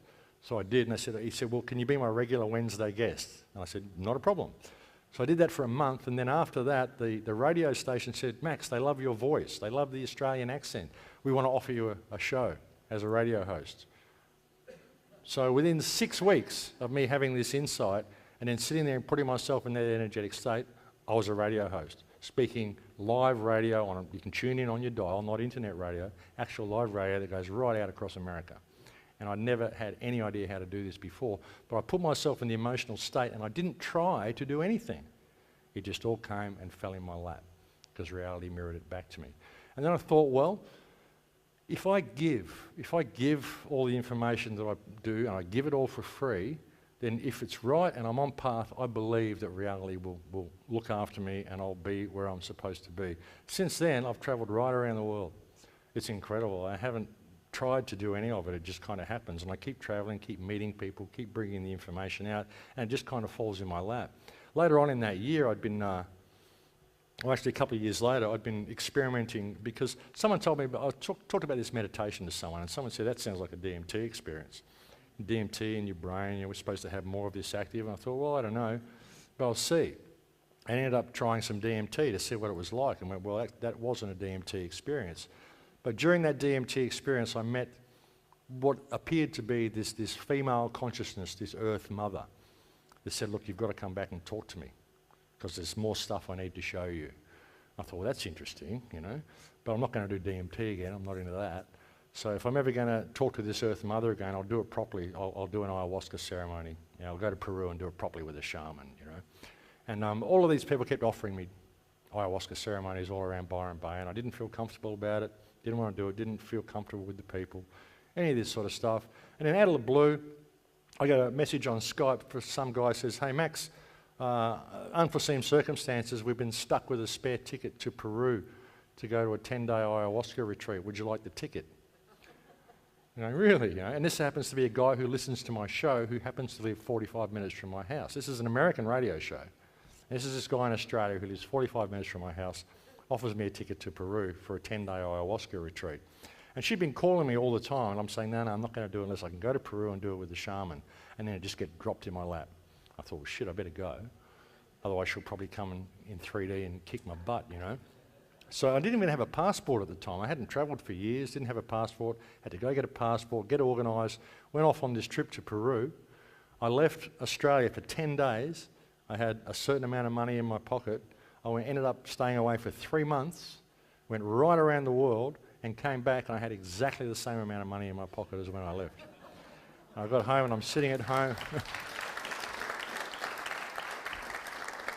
And I'm sitting at home at my desk and I'm pulled out the money and I put it on the counter and I went, did all that just happen? Was that actually real? And during that, I went into Gaza Strip. I did all sorts of stuff you just could not imagine. And all I did was go away for 10 days. But again, it was just mirroring and following the synchronicity, not making any plans. So I don't have any plans for anything I do. And even with what I do with this system and trying to speak out against this system, I don't have any stake in the outcome.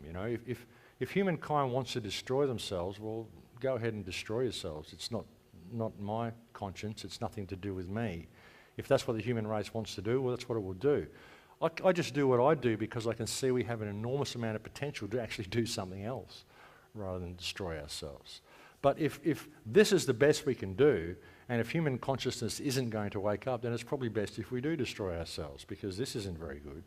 But again, I don't have any stake in the outcome. I just do what I do because it needs to be done. When I go and travel, I don't have any stake in the outcome. People say, Max, how do you do that? How did you go around the world without planning it? And I go, well, if I had plans, I wouldn't have gone around the world because I would have had other plans. That's how I do it. I don't plan anything, and if it doesn't work out to what I think it should, that's okay because I didn't have a stake in the outcome anyway, and there was probably something else along the line that I missed. But I just look for the synchronicities all the way. Like I said, you're having this electromagnetic conversation all the time. This is going on with you in reality all the time. It's an emotional electromagnetic conversation, and there's synchronicities that come into your life, and if you follow them, all these paths unfold for you. But don't have a stake in the outcome and don't plan it to go a certain way. I mean, sure, you might be planning to build a sandcastle. You want it to come out like this. That's okay. Planning to go to Peru. That's okay. Have the plan to go and do something, but don't think, well, when I get there, I'm going to go to this point, I'm going to go to this point, I'm going to spend 3 hours here, I'm going to do this, I'm going to do that. You miss out on all this stuff along the way because you've got all these plans. And life is offering you these experiences, but you're not concerned about it because you want the little holiday that it says in the brochure you have to have, and then you can go back and show all your slideshows to people and go, look, we were there, see? But you didn't really experience it, and you didn't really experience yourself the whole time. See, this whole thing is about experiencing ourselves, and that's what we've lost, folks. Everything about this system is designed to remove us from ourselves. But that's what I got from the talk that I did in Lakesh. In Lakesh is something that I finish every single radio show with. Anybody here heard my radio shows? I finish every single radio show with In Lakesh. In Lakesh means I am another yourself. Okay? And that's what we are, and that's the way I apply myself to reality. That's the way I apply myself to everybody I meet. I try to treat them as myself, because that's what they are. It's a mirror reflection of me. Like I said, it's a biological computer downloading a specific frequency. If you took a kidney out of my body and put it in your body, you'd start experiencing me. Not because the kidney has memory, but because the kidney downloads that frequency from the field. So you'd get this replacement kidney and suddenly you've got a craving for Mexican food. Suddenly you want to play some guitar and listen to some Frank Zappa music and you go, hang on, I like classical, you know. Why is this stuff suddenly appealing to me? It's because you've got aspects of my personality in you now, and that's what's being downloaded. But consciousness actually exists out here. It's not local to your body. Okay, that's a really, really important understanding to have. And it opens up a whole new universe for you. It really does, when you can really see this about yourself. And that's when you discover your own perfection. You really do. But we're led away from all of that. We're given external parameters, and we don't believe in Lakesh. But it's a reality, folks. So what we've got to do, I believe, is embrace the warrior spirit. Okay, now what is the warrior spirit? It doesn't mean we're going to go out and fight, but it means we're going to be respectful. You know, like I do what I do out of respect. I don't do it out of hate for Benjamin Netanyahu or hate for government. I do it out of love for you guys, love for myself, love for my son. I get incredibly angry with what's going on in the world, but it's what I do with that anger. I channel that anger into positive action, positive discussion with people. And even if you've listened to my shows, they're always very calm. I try to keep eloquent and keep sort of on track. And even if I've delivered a problem to you, I'll deliver to you what I believe the solution may be. And again, it's my perspective. And even everything I'm saying up here today is my perspective. That's all I've got to offer you is my perspective. I can't offer you the truth, because what is truth? What is your truth? You know, it's what's good for you. All I can offer you is my truths and what's worked for me, in the hope that it will help you rediscover yourself. And rediscovery is what it is. It's not discovery, it's rediscovery, because I believe we all knew this once. We all knew that we were connected. We all knew that we are all one, but we are all completely separated and unique at the same time. And we can be both, because that's the only way reality can happen. It's the only way it can work, you know. But we've got to reapply ourselves to the art of our lives. We really do. That's where the truth comes from. And the warrior spirit will cause me to question authority at every single occasion. But I don't attack it, I question it. I don't talk to police officers, I talk to a man who's wearing fancy dress, you know. I don't view the office of police to something to fear. I just talk to the person inside the uniform, you know. And I treat them with respect, because they're only doing what they're doing because they're programmed. A lot of the police believe they're doing the right thing. A lot of them are sociopaths and thugs and psychopaths as well, and they're hired and they're screened to be that way. But still, there's good elements in there. There's still good elements in everything. And if we're respectful, I believe we can change things. The warrior spirit will cause me to stand up and protect my family, but to do it in the right way, not to attack the other person, and also to respect what other people have to say, respect what other people have to offer. There's been a lot of systems and alternate systems that have been set up by people to attempt to help us, things like the Zeitgeist movement, the Venus Project, all these things, whether they're flawed or not. I believe that the people who set them up aren't evil people.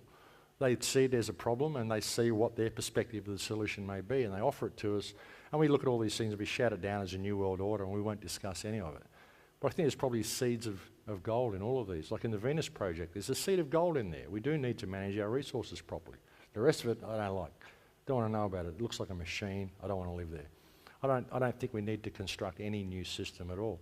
Same as the Zeitgeist movement, that we do need to change the Zeitgeist. We need to change the paradigm. There's a seed of gold in there.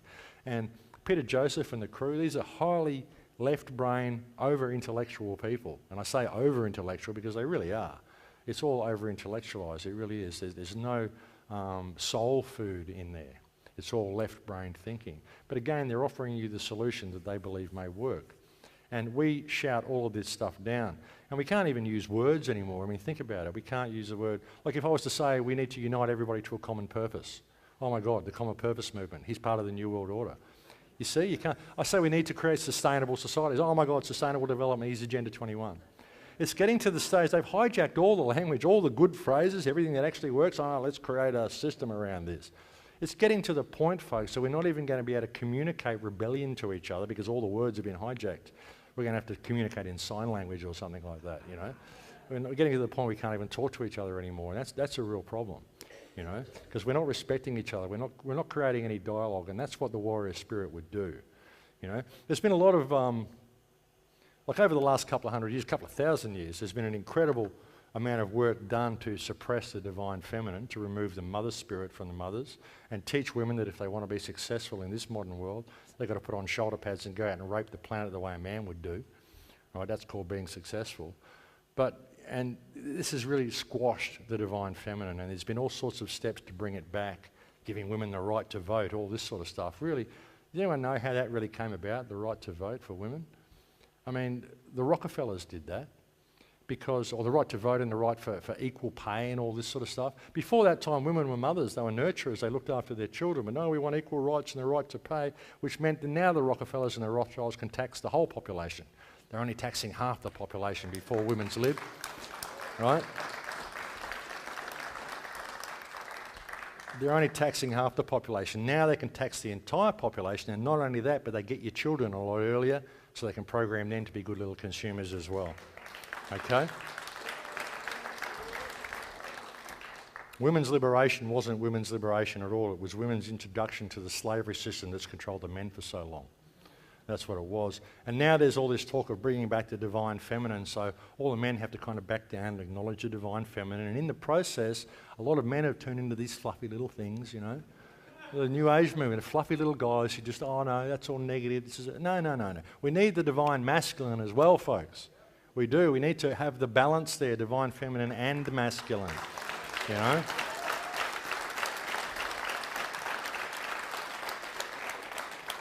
And again, this is the warrior spirit, you know, that needs to do this. I mean, it's the warrior spirit that causes me to do what I do, and I'm not out fighting people. I'm not getting into fights and belittling people and all this sort of stuff.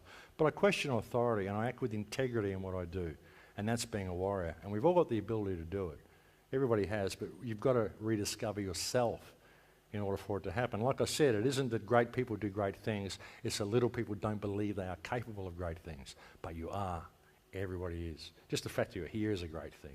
I find the fact that this is a computer downloading a frequency that gives this single consciousness the ability to communicate with itself in this incredible reality, this is mind-blowing. This is such a gift. And we have so much potential to do whatever we want with it. But if we don't rediscover ourselves, we're never going to do it. See all the systems, Zeitgeist Movement, Venus Project, even Ubuntu. Who's heard of Ubuntu? Michael Tellinger.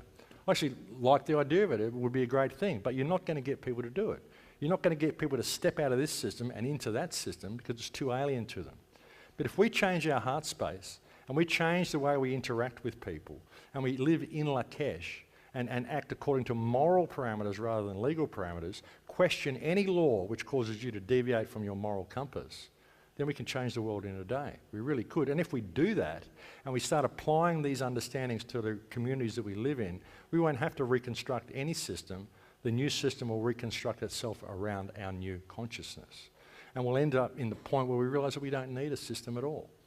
You know, the thing is, there's been a series of steps that have been taken to get us here, and we need to find a way of reversing the sequence. And it's got to start with respect. Because if we don't change this, then any system that we construct is going to end up just like this, because we didn't change our heart space to begin with.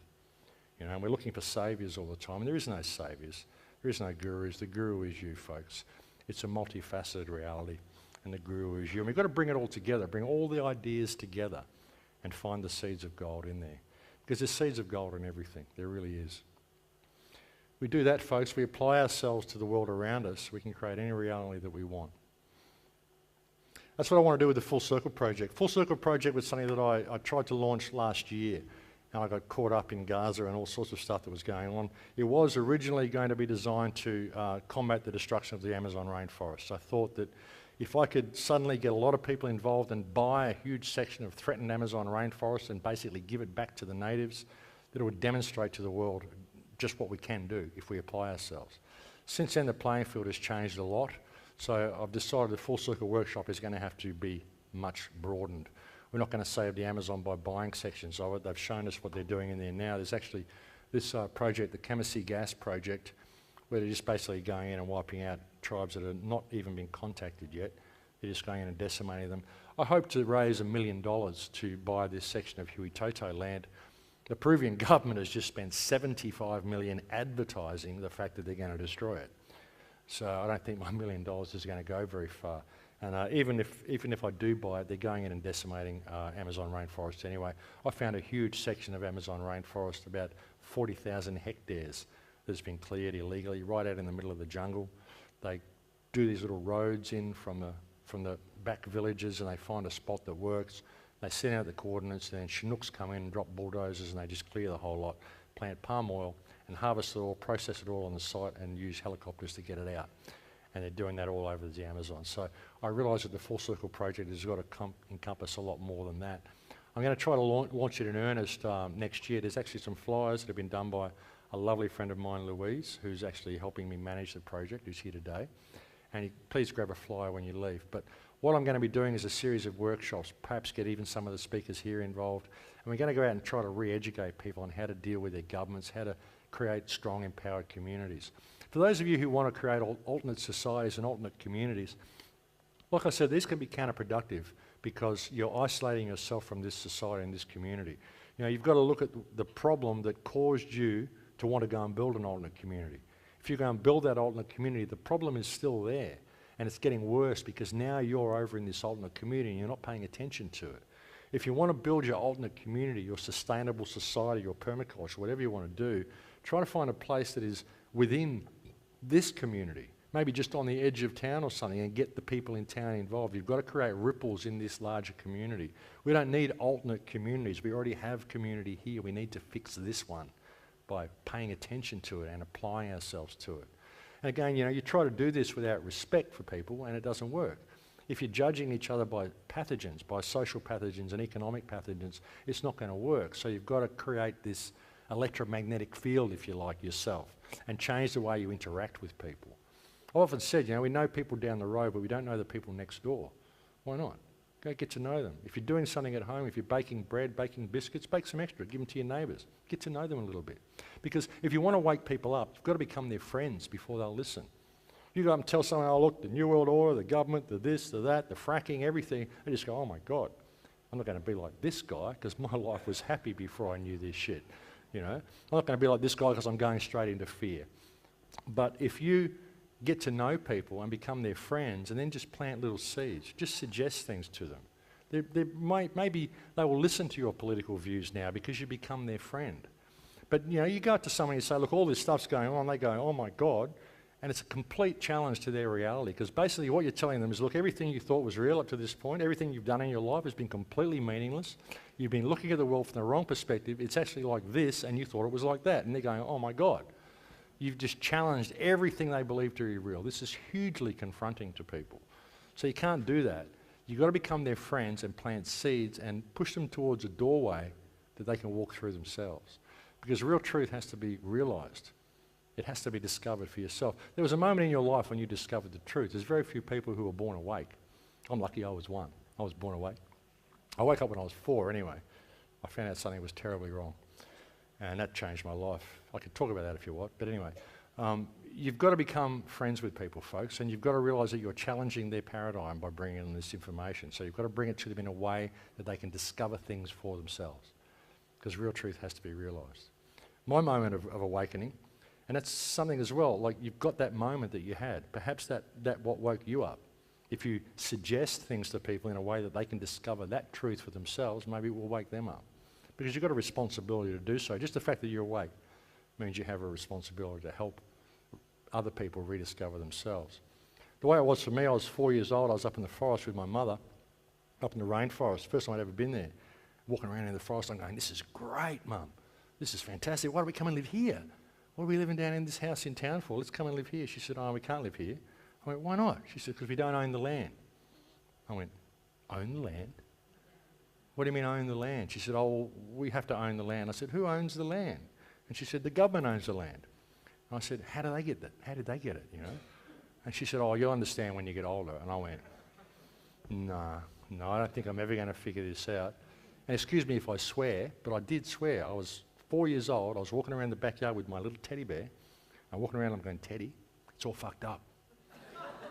Something is terribly wrong with the world. I've been born onto the wrong planet. These people think they can own the earth, you know?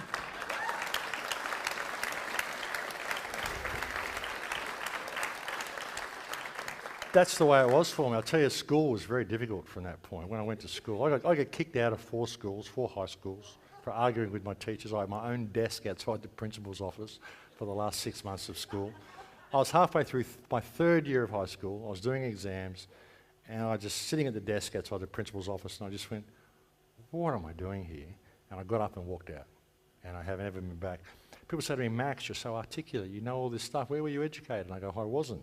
That's how come I know all this stuff. They never got hold of me, you know. So I was never trained into that system. And I got a job as a musician because I could play guitar. I thought, okay, well, this works for me. I'm experiencing art. I like that.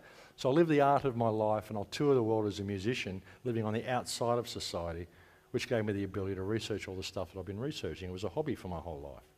And then when 9/11 happened, like so many people, it shifted, and my research became what I do, and music became my hobby. But it's really weird how my life set me up for this path, and I never really knew it. Even when my wife and I broke up and my family was separated, the only way I could interact with my son was by joining a game clan, so I could play in a game with him online, which taught me how to do Photoshop, taught me how to do movie editing, taught me about how the social systems on the internet work, all sorts of stuff, and totally prepared me for the situation where I could make documentary films. It just all happened that way. And then the radio show comes, and suddenly I'm making documentary films and doing radio shows and all this stuff, and I've got all this information that happened because I was able to live on the outside of society, which only happened because I was into art. I was into the art of myself and the art of my life. So I know it works, folks. I know it works, but everything I did led me to this point without me ever trying to get there. It was just seeing the opportunities along the way and what you do with them, what you do with the information. So I think that's what life's about. You know, life is about what you do with it. You know, have you improved the world by your presence in it? Because you're only here for a short time, and it's what you do with the information. How did you deal with the whole good and evil situation? Did you see evil as an opportunity for good? Because that's really what it is. It's an opportunity for evil too, but it's also an opportunity for good. Now, everything we see evil in the world is an opportunity for us to heal that problem. You know, there's a New Age myth that says, you know, where attention goes, or energy goes, where attention goes, energy flows. That you create all the bad stuff by acknowledging it. I believe that atrocity which you ignore persists.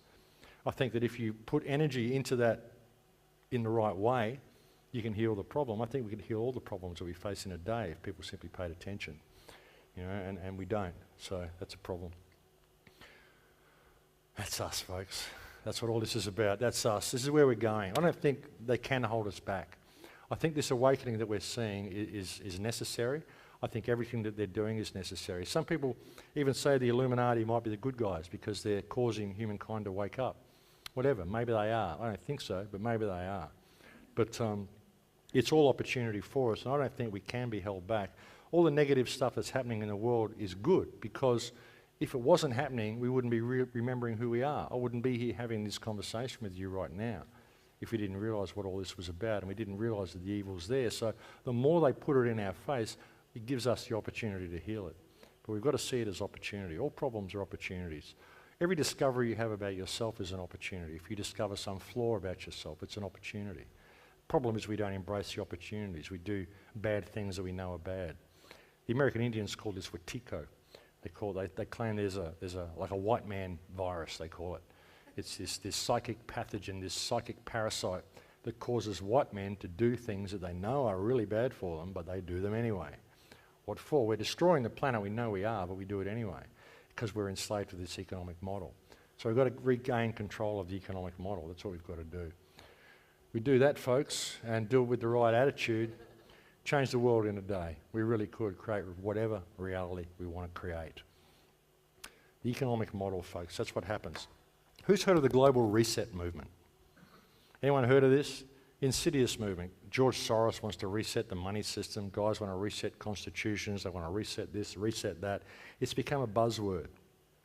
I believe why it's become a buzzword is about 2.5 years ago, there was a group in England, this guy who apparently has issues, he's got problems, he might have done something bad to someone in the past. I don't know. I don't care. I don't really care what people have done in the past. I don't care what bad things people have done. It doesn't matter what people did. It matters what we do. Okay, we've done a lot of stuff that's brought us to this point. I mean, sure, I'm not saying that we need to give a free ticket to psychopaths by saying that. Sure, it matters what some people do, but ultimately it doesn't matter how we got here. It doesn't matter who they are, who we want to point the finger at. What matters is that we're here. What is the solution? That's what matters.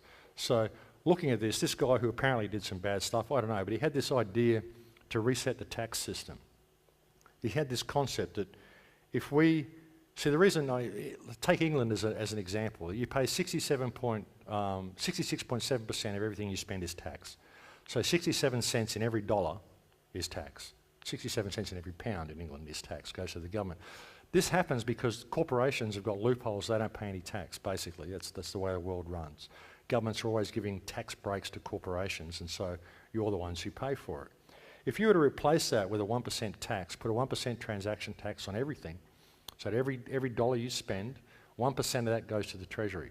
And anybody who sells you something, 1% of that sale goes to the Treasury. So 2% of every transaction goes to the Treasury. You make it at the till, or whenever the electronic transaction takes place, 1% tax on every transaction. This would force corporations to pay 1% tax on everything they do. That 1% corporate tax would replace just about everything you guys spend. We could have a 1% tax system right across the country, and the Treasury would actually have 3 times as much in the Treasury as they have now, and everyone would only be able to have to work 2 days a week.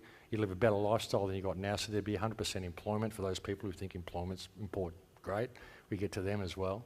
So that's a way to do it, and I think they saw this 1% tax idea as a total threat to their system, a total threat to the control grid. And so they started this whole global reset movement to vilify the word reset. Now we can't use the word reset either, folks. It's now controlled by the New World Order. You know, so like I said, we'll be speaking in sign language soon, sign language. So we've got to find a way of regaining control of the money system, folks. That's the head of the snake. Like I said, there's been a series of steps that have brought us to this point, and we need to find the sequence that's going to undo it. So what would happen if we tried to reset this tax system and put in this 1% tax? I'd think that all the people are going to go for it. If you suddenly show them that this can work, show them the figures of how it works, they'll go for it and they'll want to do it. You might even find that some of the lower level politicians agree with it as well, because they're going to look at it and go, oh, gee, more money in the coffers, I can get a pay rise.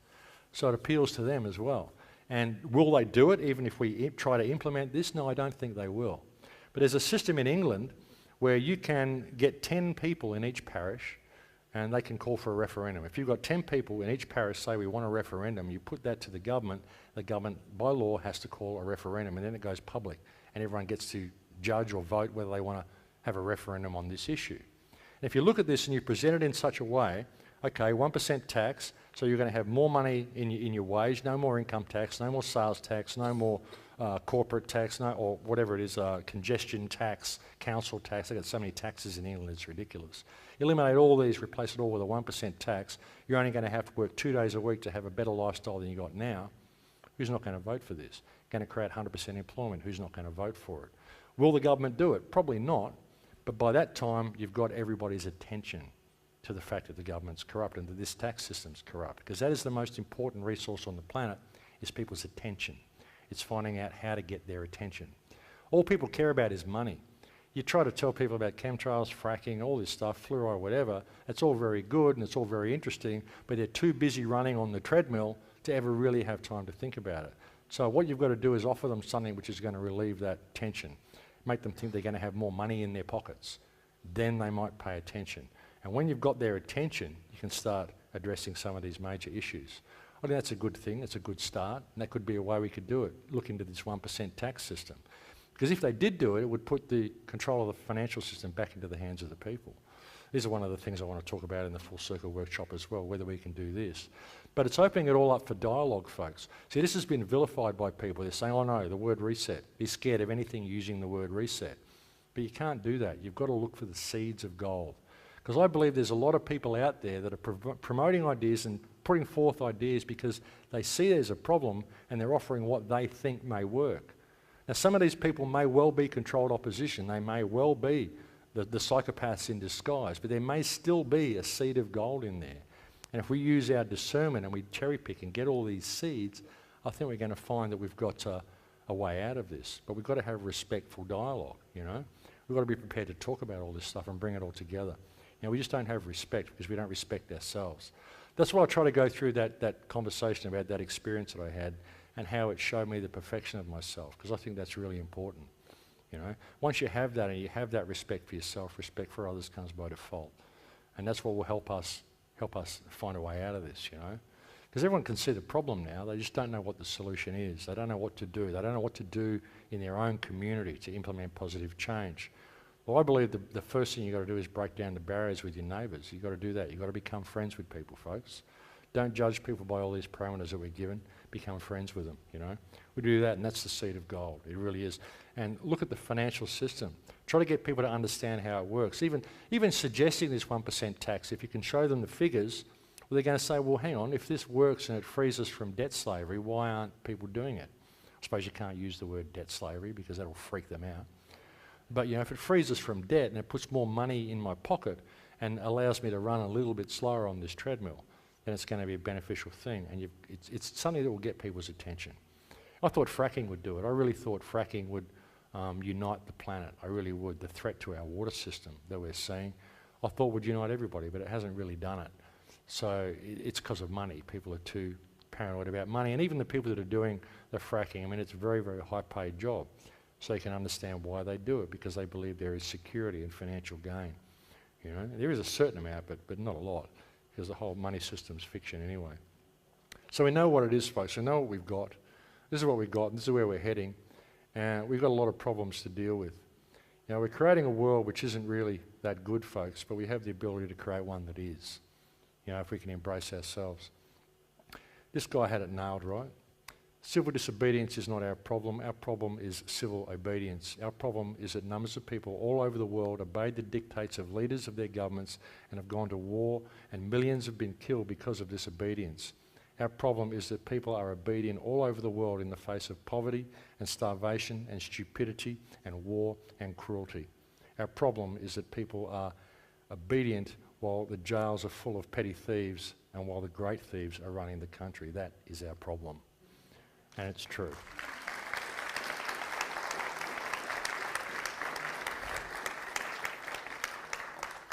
But civil disobedience without respect won't work, folks, especially with all the stuff that we're facing, and there's a lot of it. You know, there really is a lot of it. We've been bombarded from all angles, and that's why people won't wake up, you know. They've got so much going on, so we've got to try to discuss things with them in terms that they understand and provide the keys for them to find a way out themselves. You know, there is so many methods that are used to control us, folks, and it just goes on and on, you know. The gentleman earlier on was talking about the electromagnetic grid as well. Like I was saying, you know, don't think they can't control you with your thoughts. Don't think they can't control you with electromagnetics, because it's an electrical universe. This is a computer. Everything you experience is electrical. You know, me touching this table, the fact that I can feel that, it's because of an electrical impulse that's being sent to my brain that tells me I'm touching the table. It's all electrical. All they have to do is find a way of intercepting the electrical flow in your body, and that's what they're doing. I believe the electromagnetic grid is one of the biggest things that keeps us enslaved, one of the things that keeps us locked down. You find people out in the country don't really have as much problem as people in the cities with this electromagnetic pollution that we're constantly swimming in. I think it's important that we pay attention to it. Fluoride is another one, as I said. I mean, fluoride is insidious. And even if you don't have fluoride in the water in your country, do you have fluoride in the water here? No? Is it in the food? Is it in your salt and all the other stuff? Yeah, see, they get it into you. Toothpaste. You'll find it's in salt, it's in toothpaste, it's in so many things. It's ridiculous. I know we're caring about our population. We're not putting it in the water. Yeah, right. It's in the bottled water. Yeah, again, of course it is, you know. So, antidepressants, oh, they're wonderful things, aren't they? I love them. Yeah, it's in everything. They're doing everything they can. Most Prozacs, like Prozac is actually a fluoride compound. You know, a lot of antidepressants are. And the food, of course. So is it fear porn, talking about all this sort of stuff? There's that big movement as well. Oh, fear porn, fear porn. Don't listen to the fear porn. It's not fear porn, folks. What's fear porn is calling it fear porn. Okay? Being aware of what's going on in the world is not fear porn. It's people who just, that's all they want. They just want to know about all the terrible stuff, but they're not interested in solutions. And that's what we've got from a lot of the so-called truth movement, New Age movement as well, alternate media, is you've got a lot of people who are presenting the fear to you, but they're not suggesting pathways to solutions. You know? And a lot of people you find that are in the alternate media have a vested interest in maintaining the fight. They're making damn good incomes out of this. It's become an industry. It's really become an industry. And people aren't interested in the paradigm shifting that much. Everyone's scared about change. You know, they want the world to change, but they don't want change. How does that work? You know, they don't want the system to change. They don't want the old world order, because that's what created this. We have to change it, but no, we don't want the new world order. Well, what about a new world without the order? You know, we don't need order. Consciousness isn't orderly, you know. Reality is random. Reality is random. It's spontaneous. It's diverse. We are all diverse, and we don't need to be homogenized into any type of system at all, and we don't need to create a new system to replace this one. This system could work if we applied integrity to it. And like I said, we acted according to moral parameters rather than legal parameters. If politicians are passing laws which cause you to deviate from your moral compass and you don't question those laws, who's to blame? Who's to blame? You should question the laws, but you should question them from the warrior spirit. Don't attack the person. The person's programmed. Don't attack them. Just question them. Ask the right questions in the right way. Be respectful. Always work towards what's good.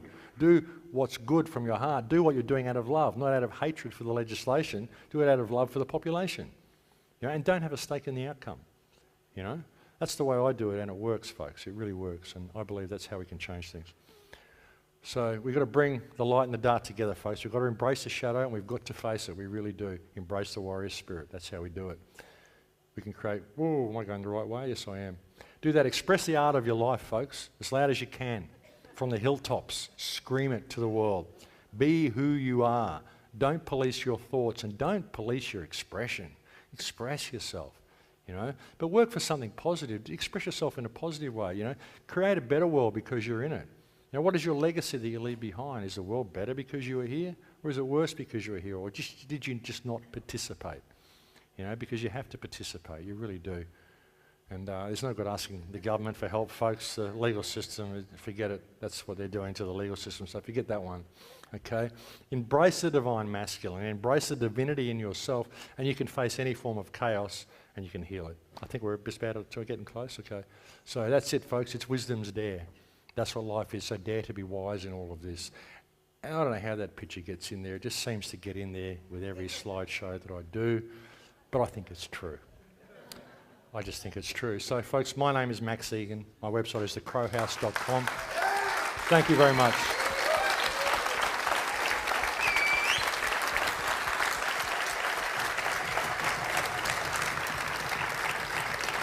Thank you. Thank you, thank you. Are we done?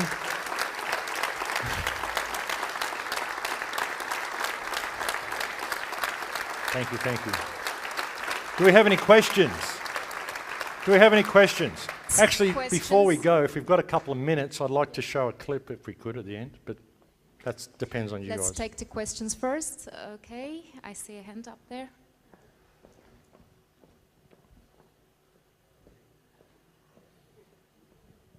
Hi again. I'm just wondering, speaking of the embracing the divine masculine, you know, if psychopaths, primary psychopaths, allegedly being impervious or resistant to change, and we can't change them. No. That brings us to the issue. We can love them, but the love will not affect a change in them. And since they have the power and we are dependent upon them relinquishing their power, right? How do you see that concretely taking place? Because apparently it's contingent upon on people waking up, right? Well, yeah, to a degree. Like, about 3% of the world's born psychopathic, about 8% of the world are born they can't be programmed. I'm one of them. I imagine a lot of people here are part of that 8% as well.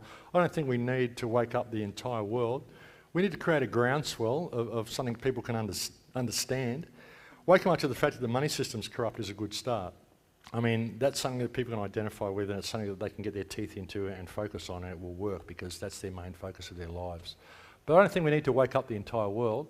I just think we have to get the 8% who are awake to get common purpose. Oh no, you know, to get some sort of a common purpose and common unity and common respect, and realise that we've all got a piece of the puzzle and we can change things. I believe if we act respectfully, we will change, but we won't heal the psychopaths. Don't even expect to.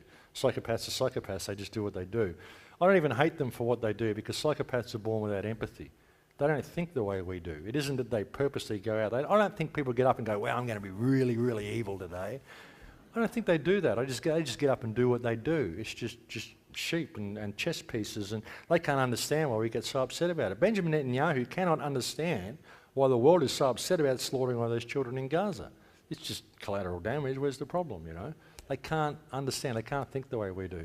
But if we change our moral compass and start questioning authority in the right way, in a respectful way, and enlightening our community in a respectful way by simply becoming friends with them, then the world will have to change with us, because psychopaths are very hidden. They like to stay hidden. They won't expose themselves too much. And if we can change our moral compass, the system will change around us and they will get discarded the way we do. I really believe that. I think that's the way out. Hello, my name is Jeppe. First of all, thank you for a fantastic presentation. I think it was especially fantastic to me because I agreed pretty much about everything you said. So, well, but I was just wondering about one thing when you did a great efforts to tell about how it really isn't Jews in Israel controlling things. It's not the evil Jews, it's the Khazarians and stuff. But why didn't you ever mention Zionism? Why didn't I ever mention Zionism? Sure. Oh, well, Zionism, I mean, yeah, sorry, I should have mentioned the Z word. Well, that's the thing. When I speak out against Israel, what I'm speaking out against is Zionism. But what is Zionism? I mean, it's a political movement, as people say. Ultimately, it's just a belief that Palestine should be Israel, really. I think Zionism is a mental disease that causes otherwise normal people to become psychopathic lunatics known as Zionists. That's sort of what Zionism is. When you see this whole Jewish system, it's created by these Zionists, absolutely. But I mean, I think it's very careful not to alienate the Jewish people. You know, there's three types of Jews. There's Jews who identify as Jews because of the faith, the religious doctrine they prescribe to. There's those who identify with Jews because of the cultural heritage that they believe they must have, and they're kind of tied to that via the Holocaust. And there's people who don't really follow the religion at all, don't really worry about the cultures that much, but again, they still respect the fact that they must be Jews because they're kind of tied to it by the Holocaust, because that's created that whole situation where you can't step out of that reality. So there's three different types of Jews. The ones who actually adhere to the religious doctrine, this is a totally supremacist, racist doctrine that's designed to basically wipe out everybody else. But I mean, most of the Jews don't adhere to that. It's an interesting thing in Israel. I mean, most of the Jews in Israel don't believe in God, but they believe God gave them Israel. Interesting, you know. But how are we going to change that? Well, we've got to change the Jewish people's mindset. So in my talks, I'm very careful not to alienate the Jewish people. I've got a Jewish guy staying in my house at the moment while I'm away. Admittedly, he's got long blonde dreadlocks and he's married to a South American shaman woman. He's not your regular Jew, but hey, he's a Jewish guy who identifies with the Jew because he feels he has an obligation to do so, again, because of the Holocaust. So you've got to understand these are incredibly programmed people, and there's a lot of Jew hatred out there, which is disguised as anti-Zionism. I think a lot of people just hate the Jews, and I don't hate them. I think Zionism is disgusting, and it's what's been responsible for what's going on in Israel, and it's what's controlling the banking system and stuff. But we need the Jewish people to wake up to themselves, because like I said, the only people who are going to change the government of Israel is the Jewish people, the Israeli people. So it's very careful to word stuff in a way that can maybe shock them into a little bit of reality, but be kind and gentle with them at the same time. I'm just a kind, gentle person, you know, and I think we need them. And I don't hate them. I think they're programmed, I really do. Even Zionists, I think they're programmed. Well, I don't hate anybody. I really don't know how to hate. I have incredible anger for this system, but I try to channel it into something positive. But I don't do anything I do out of hatred, and I don't do anything I do out of having a stake for the outcome, you know? I mean, often we go through life with a fear of death, a fear of, I mean, and ultimately it's a fear of death. All of our fears are fears of death. Fear of homelessness, I'll become homeless and I'll die. I'll starving and I'll die. I'll go to war and I'll die, or whatever, I'll die. I have no fear of death. That's the only part of life that's inevitable. So I can't see any point going through life missing out on it because I'm scared of what's coming after, you know. So I just have this attitude, and I think we need these people. Last thing I want to do is see the world accuse Israel of war crimes and then go to war with Israel and kill a whole bunch more innocent people. You know, I think the Jews are as big a victim in this as anybody else, and so are the Zionists. You know, it's this psychopathic mindset that's infected them, and even labelling it Zionism and all this sort of stuff. I mean, it comes from a higher thing. We've got this banking cartel, this crown corporation system that's created this octopus that it uses to control the world in various ways. We can put labels on things, we can recognise Zionism for what it is, but I don't think it's the root of the problem. I think the root of the problem is our mindset, our lack of heart, our loss of ourself, our belief that it's all about this self rather than this self. You know, so, I mean, yeah, Zionism's bad. I should have mentioned the Z word. Like when I do these talks, I go off on so many, I'll do a whole talk which will be about Zionism with the same slideshow. So it just depends on where I go and what tangents I go off in. But thanks for bringing it up. Yeah, it's a big problem, but it's not the problem. You know, the problem is us, really. Like I said, if we don't change this, you know, none of that's going to change. It doesn't matter who they are. You know, it doesn't matter how we got here. It matters that we're here. What do we do now? Let's get out of this point. Because once we get out of it, who they are will become self-explanatory.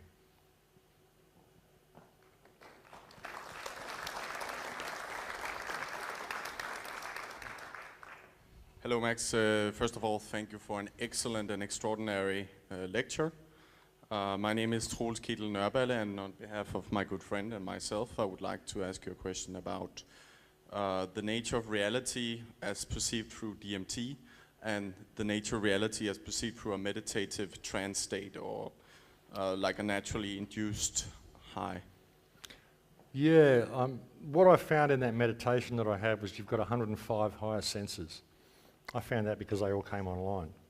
It was really interesting, I tell you. But we experience reality from a 5-sense perspective. The DMT experience that I had, you have DMT, it's like being shot out of a cannon. Suddenly reality warps and you go, oh my God, I'm not in Kansas anymore. You know, and what happens is you have 105 higher senses come online, but you've got no way to decode the information. It took you 5 years, 6 years to learn how to use these 5 senses. Yeah, but there's a lot of stuff that exists outside visible light. When you've got the correct amount of DMT flowing in your body, which we should have a lot more than we've got now, and we do have DMT active in our body, folks. DMT causes you to see in colour. If you didn't have DMT active in your body, you wouldn't be able to see in colour. There's a whole lot more to reality than what we're experiencing. When I had that DMT experience, all that came online, but I didn't know what to do with it. When I had the meditation experience, I connected it from myself and I could actually read it all. I could actually read it all. It was very, very different. But DMT, if we had the correct amount of DMT in our body that we should have, we would have our higher senses online and we would be able to see outside of visible light into the spirit realm. You notice cats and animals jump at things that you can't see because they can see into that realm. You notice animals will leave an area before there's an earthquake because they can read the energy field. They know it's all about to change. We call these instincts. But all they are is the energetic communication they're having with reality. There's a substance that exists in all things that are alive called tryptophan. Tryptophan is an antenna. And when you have active DMT in your body, you can access the tryptophan in everything else, and you can communicate with the plants, with the animals, energetically. Not in any language, but in energetic communication. And that's what we're missing out on. We should have instincts. You find a lot of tribal cultures will leave an area before a tsunami comes as well. The people in Indonesia, all the ancient shamans and tribal people that lived in Indonesia, they all went to the high ground 3 days before the tsunami came because they could read the energy field. So that's the difference. You know, DMT, the DMT experience will show you something, but it won't tell you how to use it or what it really is. You know, and what it is your higher senses coming online. Like I said, you have 105 higher senses. And it's when, it's symbolism as well. You look at the Illuminati symbolism and all the stuff they use, and even the peace sign, things like the peace sign. This is an interesting symbol. The peace sign is an ancient Druidic symbol called the death rune. Okay? It's a death rune. It was on all the Nazi gravestones of the SS officers. The death rune was the round circle with the broken cross upside down with the arms broken. This is called the death rune. Now people say, oh, I'm giving this, my intention for this is peace. But how do you know how you are interacting with that symbol, with senses you don't know you have, in realms that you can't perceive? Your intention may be peace, but what else is going on that you don't know? And I think it's interesting that this was presented to the world by Bertrand Russell. And since we've been giving our attention to the peace sign, we've had a massive amount of war on this planet. And the more war we have, the more we look at this peace sign and the more death we get. You know, so how are we interacting with these things, you know? That's what I discovered through this experience, is that it's all important, it's all relevant. But DMT will show you this reality is there. But I mean, I don't recommend it as anything that people should do as a pastime. It may teach you something.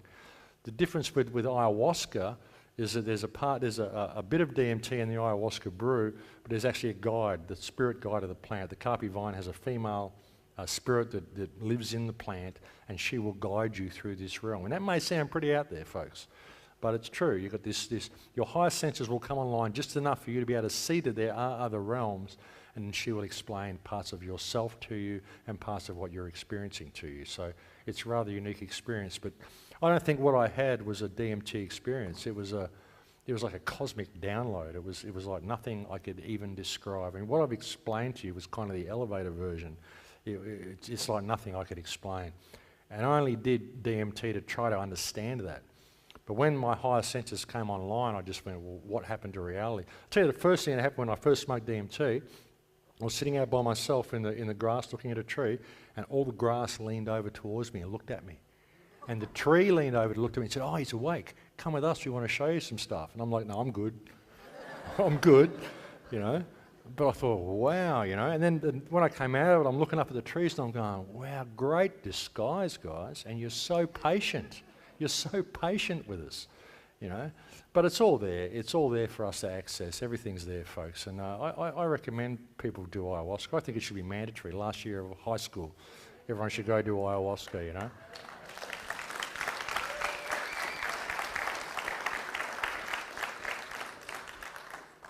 Do you have another question? Yes, here's another question.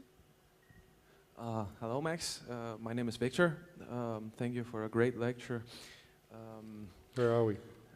Right here. Okay. I don't know if you can see me. I can now. You were talking about the 1% tax thing for corporations, and I just wanted to say that I really agree. I watched this graphic made by Denmark's radio, which is named Who Pays Tax in Denmark. And out of, I think, 871 billion Danish kroner in 2012, around just over a 20th, that's 5.6% was paid by major corporations like Maersk Line, Nordea, the pharmaceutical companies, of course, all of the companies that is not there is, of course, Coca-Cola and Nestle, who don't pay tax. But the thing I wanted to say is that I was really surprised watching that graphic. It showed everything as thousands in cubes, and they moved around. But what it got down to is that, so it was around 49 billion kroner out of 871 billion kroner comes from the major corporation who stand behind the crises that we see in the world. The rest of it was bad. It's the 25% of anything that we buy, and the taxes on income for regular people.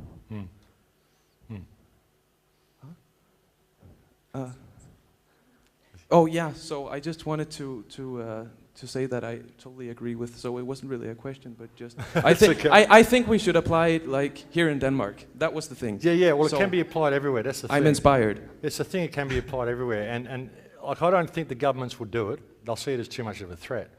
But it's something that everyone will go, hey, yeah. And that's what we need is attention. Attention is the most valuable resource on the planet. And the only thing people can really care about is money. So let's address that. Let's look at the tax system, because the tax system is the system of slavery in itself. So if we can address that, even if they don't implement it, then we've got their attention, and we've just proven to you how corrupt they all are because they wouldn't implement this solution, which would cancel national debt straight away and put everybody in a state of abundance. Why won't they do it? That's the question. So we've got to get people's attention. That's saying money is what they care about, so money will get their attention. Like I said, there's a golden seed in all of these things, and the most valuable resource is attention. So that's what we've got to do, find ways of getting people's attention. So money's the best thing to do it with, you know. I'm glad that you agree with that too, but I recommend people go and look at this. It's called The Reset. TheReset.org is the website. And don't associate it with the global reset movement. It's not. It's something completely different. So have a look at it, you know. So that's about it. We're done. Can I show a quick video clip? Have we got time? It's 8 minutes. Are we into dinner time?